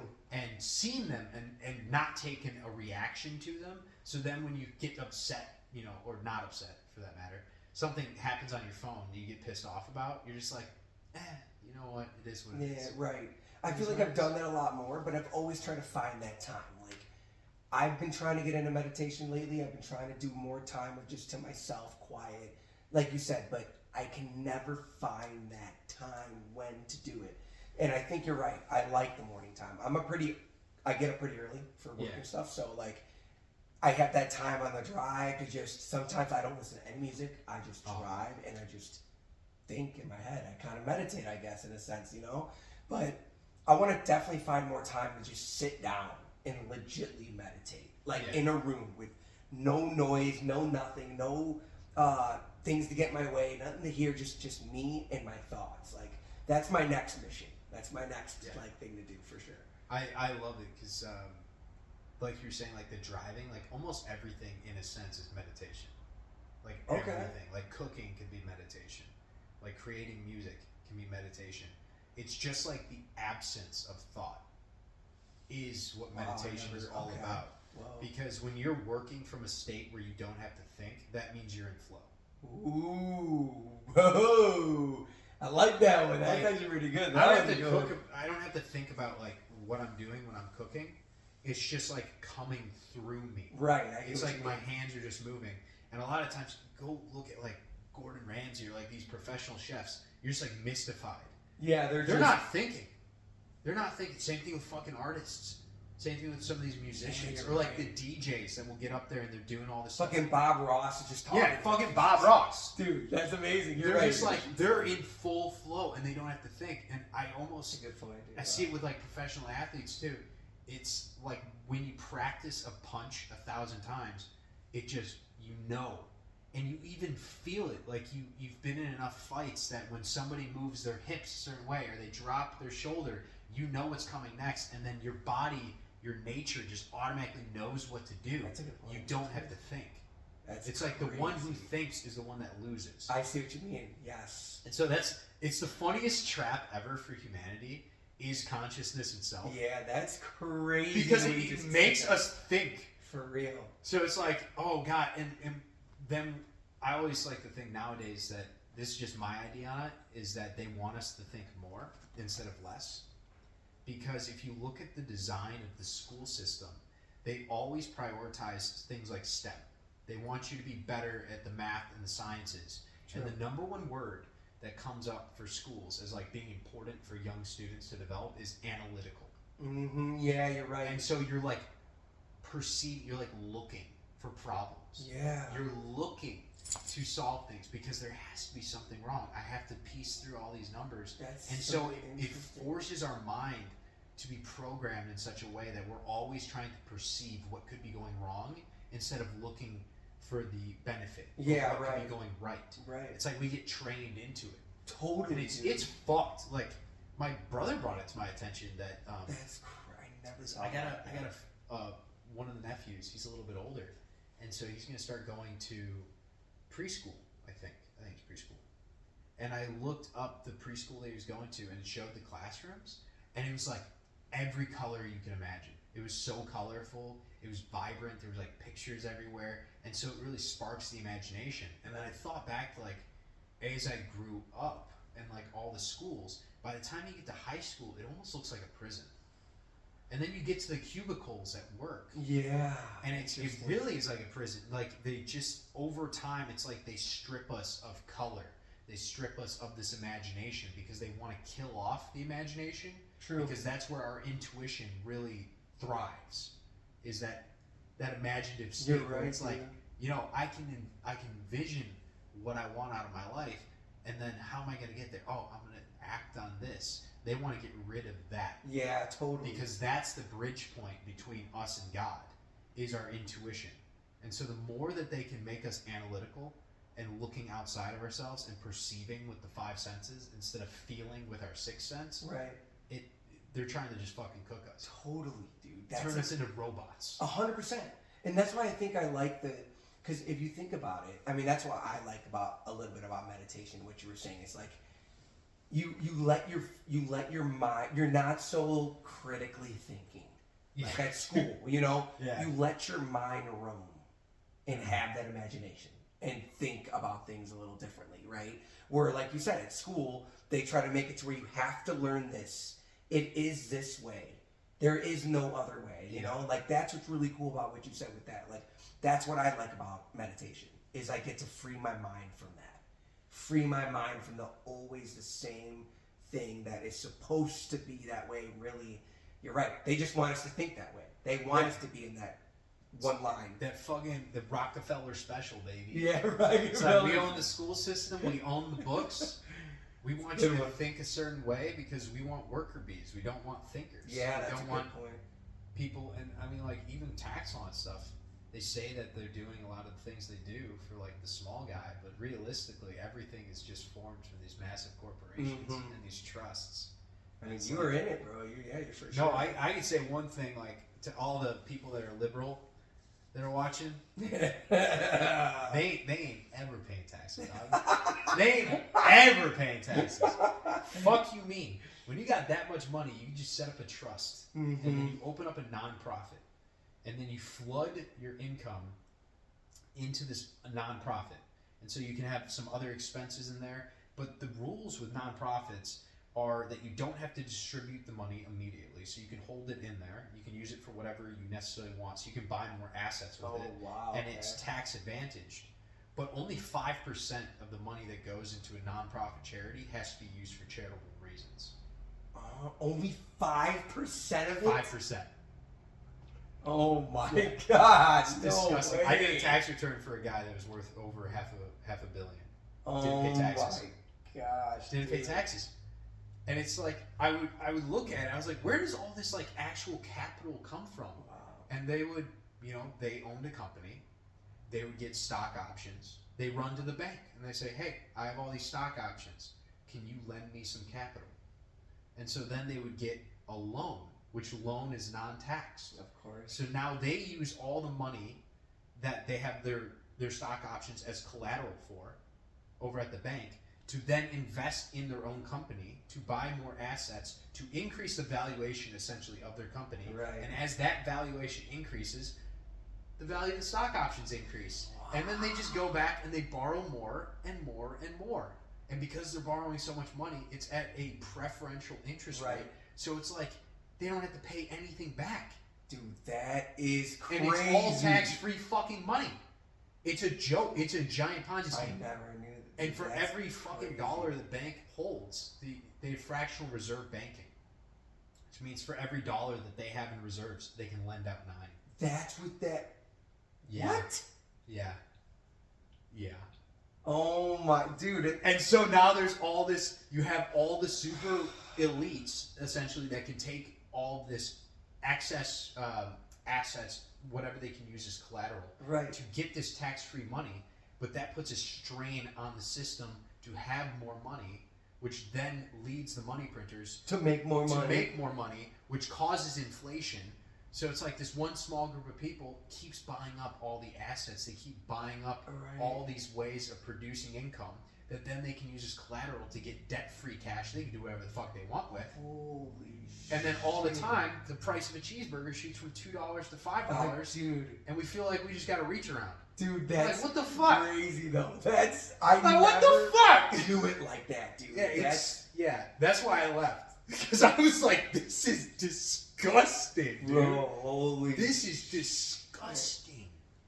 It's really fucked. That is really fucked. That is really fucked. I never knew it like that. Like, you just educated me, bro. Yeah. I've been educated. Like, holy fuck. I love that stuff. That's why I don't really touch the numbers world. I'll sometimes like go back and trade every now and then. But of course.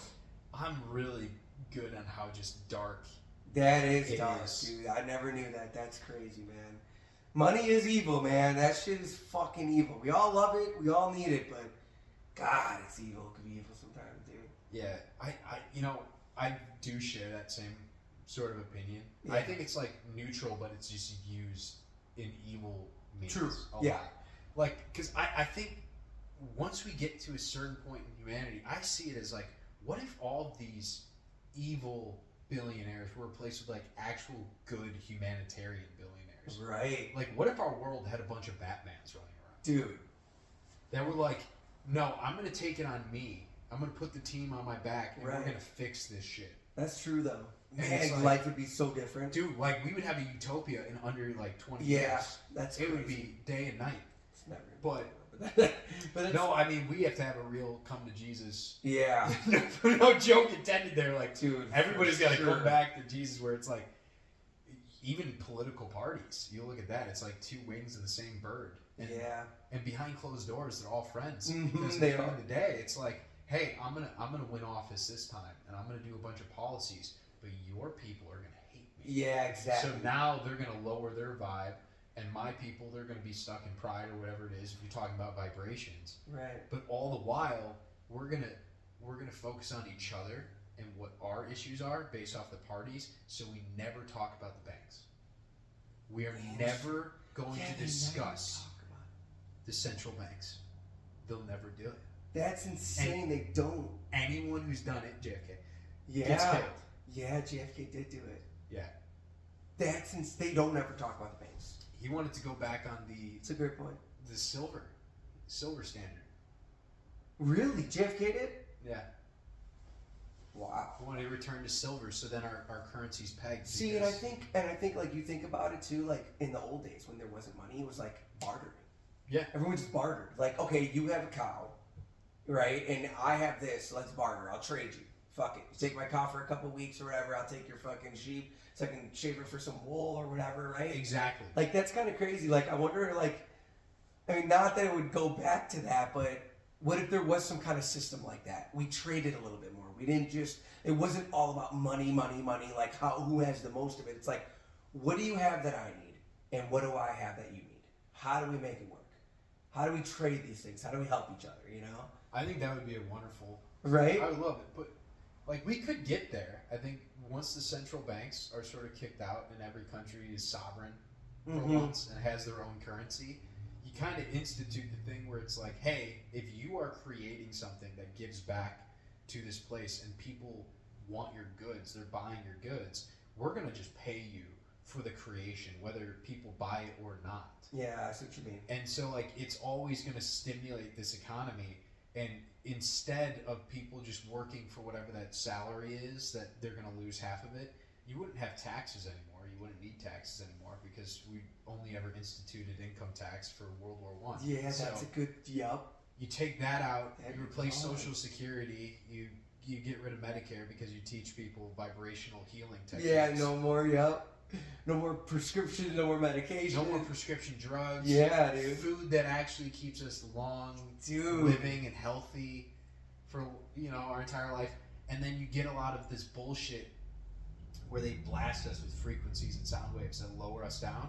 You get that out of the schools and you change the entire curriculum of schools, whether it's from kindergarten all the way up through high school, to focusing on the student instead of focusing on the subject. Right. Fuck the subjects. Nobody cares. Yeah. Like, dude, if you want to learn math, that's wonderful. We're going to put a curriculum together that's going to be based off of what you want to learn. Yeah, right. What your intuition is telling you you should be reading about. And so have a school system where it's the kids basically run it, which I know they had a movie like that back in the day. It was called Accepted. Really? Where it was, oh yeah, there was college, right? The college kids. They make their own college kids that make their own college. That's and they cool. loved it. And it's like that's what we need more of. That's what stimulates the creator economy. Is everyone being allowed to chase their dreams for once instead of being told, hey, if you don't fit into math, science, history, or English, you're fucking cooked. That's a good point. You need to get a degree. But I'm like, not everybody needs to get a degree. Yeah, true. Not everybody wants to go off to school. But like you said, if you made a school where it was about the kids and not about the curriculum or the subject, right? You're right. They'd have a lot more fun learning it. They'd want to go to school. That's crazy though. That's a really fucking good point. And then bringing in that movie, bro, you're right. That's exactly what they did. They created their own college and they did whatever they wanted. And it was like the kids learned. They actually learn. That's kind of crazy. I'd be amazed to see, like, we're talking about the golden age of humanity and where we can go. Imagine the golden age when us fucking boomers, I don't know if I qualify as a boomer, right? But like the old heads that are like sort of stuck in their way, we get out of the way, and so we unleash the youth. and say, all right, what is your imagination showing you of what's possible for humanity? Because I've gone through way too many years of programming. I got to get that stuff out of me as is. Right. But you don't. Like, you can envision a future utopia that we could all benefit in, where there's like robots that do all the hard labor sort of jobs. Right. Like, we could have robotics take over farming, infrastructure, electrical, mechanical works, all that type of stuff, where it's like, okay, so all the products that we use and we consume are being produced by these AIs. Right. Right. What does everyone else do? Well, now we get to be ourselves. We get to enjoy, and you get paid based off your level of enjoyment. Some people are naturally going to want to create. Like, I feel like even if you didn't need any type of money, you'd still make music. Yeah, You're a creator for that. There are some that are pure enjoyers, and I feel that yeah, for on sure. some of those people where it's like they're the best commenter. Like, they watch a bunch of content and they comment, they draw people to it, they share it, they have reactions to it. And so, like, there's a place for all of us within this structure, but we need to utilize the technology we already have in order to just maintain the consumption rate that we have, change our eating habits and stuff so we actually, like, don't overconsume, and we understand the importance of, like, tempering our diets and our usage of materialism. And then on top of that, it's just like, all right, well, what do you want to do with your life? Right. What do you want to do with your life? And if you spend your time doing that, the amount of ingenious inventions and changes that come from the young minds is going to propel us into somewhere where I don't even think the most intelligent or forward-seeing people can envision. I agree with you. Like, I see sky cities and teleportation device and webways that can, like, you can walk into it and it will, like, break down your energy signature in the quantum realm and teleport you to another place. I can see that. Wow, that's insane. See, you're right though. But, like, the kids are gonna wormholes and shit. Yeah, Like, I could see a future where there's, like, young wizards walking around. For real. Where it's like they can, you know, genuinely pick things up, change things. They can materialize, and, you know, sometimes I get a little too hippy dippy for my own good. Yeah. And I like to imagine, like, all right, I want to be a wizard. Yeah. Because what would if I had those powers, what would I do? I would fly around. I would manipulate weather to be beneficial for, like, crop growing and agriculture, and then I would materialize roads and infrastructure, piping, all this stuff out of thin fucking air. Right. That's and just crazy. give it to the people. I was like, that would be sick. But I have to, you know, live in the physical body. Right. Fine. Like, fuck! Yeah. You know, I like the way you said that. I can't be a superhero. Yeah, right. I want to be a superhero. I think it's cool, though, how you said, like, you know, that people have to, like, kind of, what were you saying? Create, like, you just, it was a really good point. Fuck. Like a creator economy, or? No, you were saying, damn it, it was a really good point. I lost my train of thought. I hate that so much. I do that so much. You got it. You were talking about. God, I was on the tip of my tongue. I wanted to go back to that really bad too. I hate when that happens. I had it in my head and I was like, caught that thing that you said, and I'm like, okay, I want to go back to that. I forgot what it was now. I forgot what it was now. Fuck.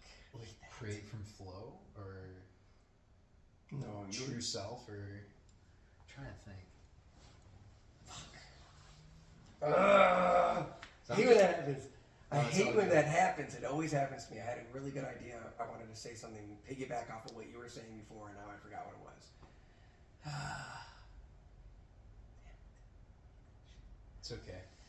I think this is the first, like, little blip that we've had. Yeah, for sure. Like, dude, like, this is an insane conversation, the value. Yeah, for sure. Oh my God. I think the things that we talked about today were really beneficial to what a lot of people, I think, are thinking about.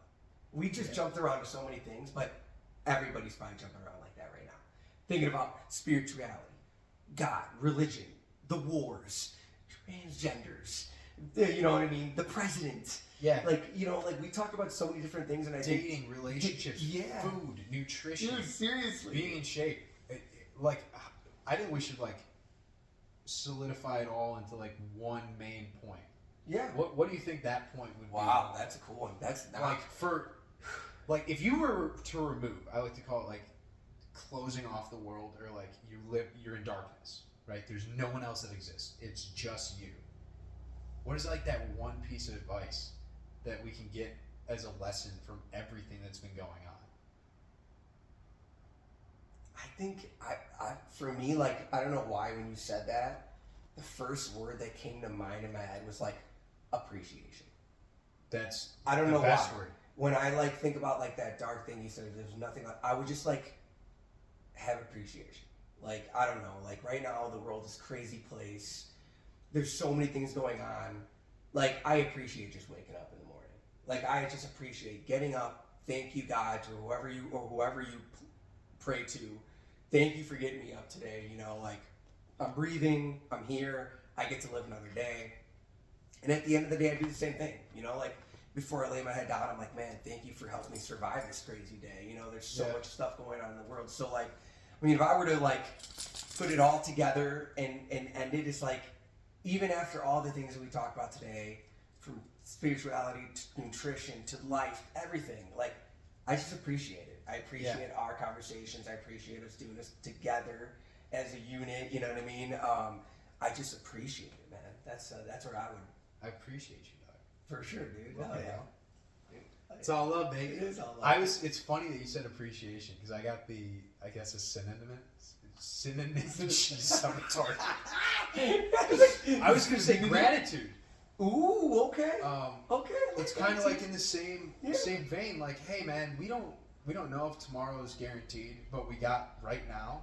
For sure. So, like, draw our attention to what we're grateful for, and like what we inspire into not only ourselves and our dreams, but into others, and motivating others, and like looking at the shit that's fucking going on. For sure. And just having gratitude for like how good we have it, and instead of adding more fire or fuel to the flames, whatever the saying is, by focusing on it and getting angry over it, I'm like, go hug your dog. Yeah, right. Go spend time with your friends.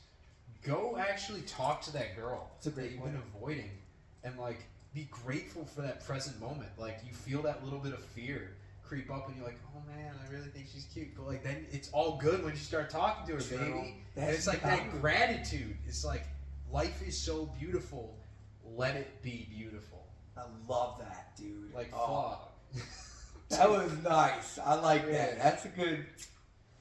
This guy, he knows how to close things up, man. You're good. That was awesome. That was nice. I like that a lot, dude. I'm grateful for you too, man. This has been great, man. We got to do this. Dude, we got to do this again. For sure. Way more. I think the comments, that's the best part, is after you do it like the first time. I'm so excited. There's so many comments, and people want you to talk about topics. And I remember I did one with Eric where we had a whiteboard, and there was at least like 10 questions from the chat in the prior video. Hell yeah! And we just went through and just ripped. Let's do that. I was like, awesome. So guys, please leave comments. Yes. Anything you want us to talk about. There's nothing off the table. Yes, I agree. 100% nothing off the table. Especially like, dude, if there's one that's like outrageous. The more outrageous, the better. Yeah, honestly. You know what I mean? Come on. The more it gets a bunch of like likes and stuff, and people resonate with it. Hell yeah. Dude, I'm down to talk about everything, because I just see this. It's just consciousness. That's all that is. I definitely want to be a part of a whiteboard one. I want to be a part of a whiteboard one for sure. I gotta be here when you're doing the whiteboard. We gotta talk about some cool stuff on there. Draw some hot girls or something, or some fucking ass. Gotta try some hot stick figures, you know. Like, but definitely want to be a part of the whiteboard one for sure. And yeah, I think we need to keep doing this. This is good, and I like the idea of doing that. What you do with Eric, that's cool. The whiteboard, the question from the comments. Any questions? Give it to us, man. I'm an open book. I know freaking Brian's an open book. We're ready for this. That's awesome. I'm down to do that. It's gonna be a lot of fun, dude. Just being an open book and authentic is like so rare. It is. I just love those conversations, because like that's the other thing that we didn't even talk about, but I think people are gonna pick up just from us being able to spit like this for I don't even know how long. I know, but it's like there's no break. It's like it's two souls that are the same. It's like having a conversation. Yeah. It's like we just had a conversation like someone would do with their friend, but without recording it. We just did a live recording of it. That's cool. I think you're right. I think that is what makes it genuine, what makes it real. Yeah. And I think that's what people are going to appreciate. The art of conversation. Like, neither one of us is trying to get, like, the almighty answer. It's like we're not trying to win. Right, It's like we're just enjoying this moment. And I think we're learning from each other. Like, I do learn a lot from you. Like, I love having... Again, we have these conversations at the gym. I mean, we had these conversations a little while ago. We've had drinks together. We've gone out, had drinks, and had conversations just like this. And honestly, dude, every time I learn something from you, like every single time I go back, I'll be in life, and I'll go through something. And I'm like, man, I remember when Brian talked about this. He literally said this. Like, I totally forgot. You know, like this is such a. He said to do it like this, or I should approach, and I do it. You know, it's kind of cool. So, like I said, I really do appreciate these conversations. And I think they're that genuine. That you take them into your real life because they're genuine, they're real, you feel them, you know. So it's cool. And then you just embody them. I appreciate everything that you've done. By the way, like coming over, being friends. Fuck yeah. It's like you bring me back to reality a lot of the times. I know I haven't really talked about it on the channel, but like I struggle heavily sometimes with like overanalyzation of my own life and like depression. It's been something that's always kind of been there for me. Yeah. Where it's like you don't belong.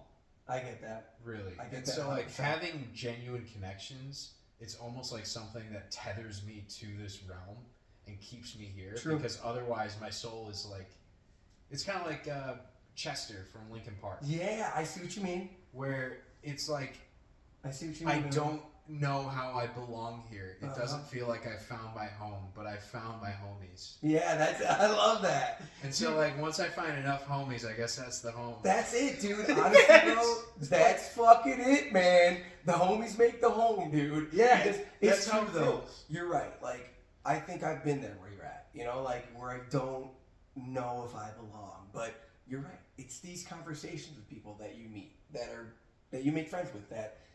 They bring you back to the world a little bit. They're like, people are cool. People are genuine. There are good people out there that you can have legit conversations with and real in-depth conversations, not just simple, hey, how you doing? Oh, you've been good. Good to see you, man. Back to work. See you later. Bye. Like, dude, me and you sit at the gym for like 30 minutes talking to each other right in front of everyone. That's what I'm saying. That's the type of connection that I really appreciate. Because, like, dude, I can't unload fucking spiritual vibration tech on everybody around. I can't.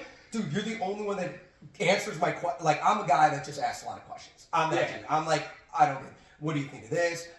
You're the only one I've ever met that's like, dude, no, I got you. Like, this is this. I think this. Like, I love that about, dude. Like, again, that's what makes these conversations so genuine and cool. It's like, you do belong, bro. You fit, you for sure. And these are the kind of things that you meet someone like you. When I'm meeting someone like you, it makes me feel like there is that circle of people that I do fit with. Yeah. You're that circle of people. You know what I mean? We're that circle. Totally, like you said. It's like Chester from Linkin Park, you know?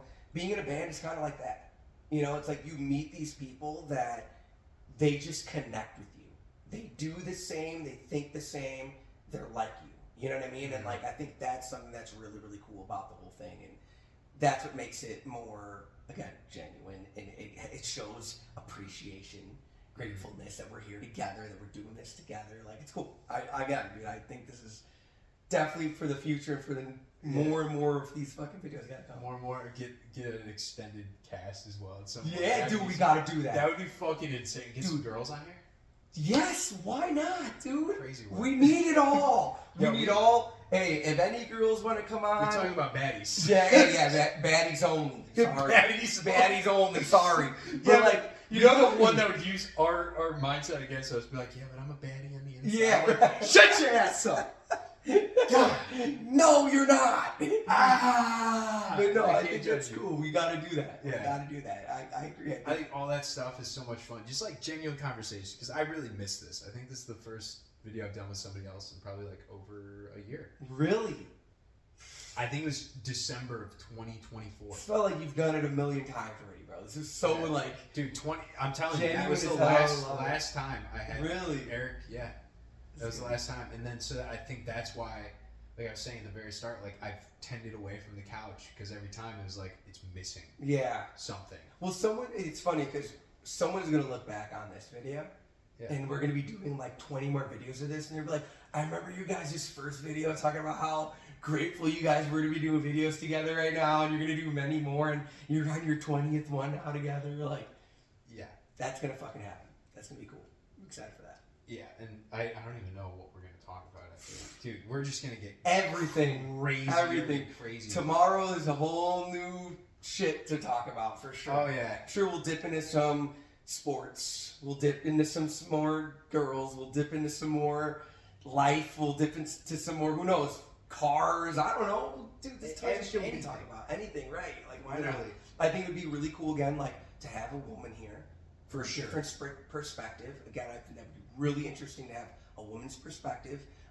Another dude's perspective. You have another guy, maybe a younger, maybe even older guy, right? That sits with you.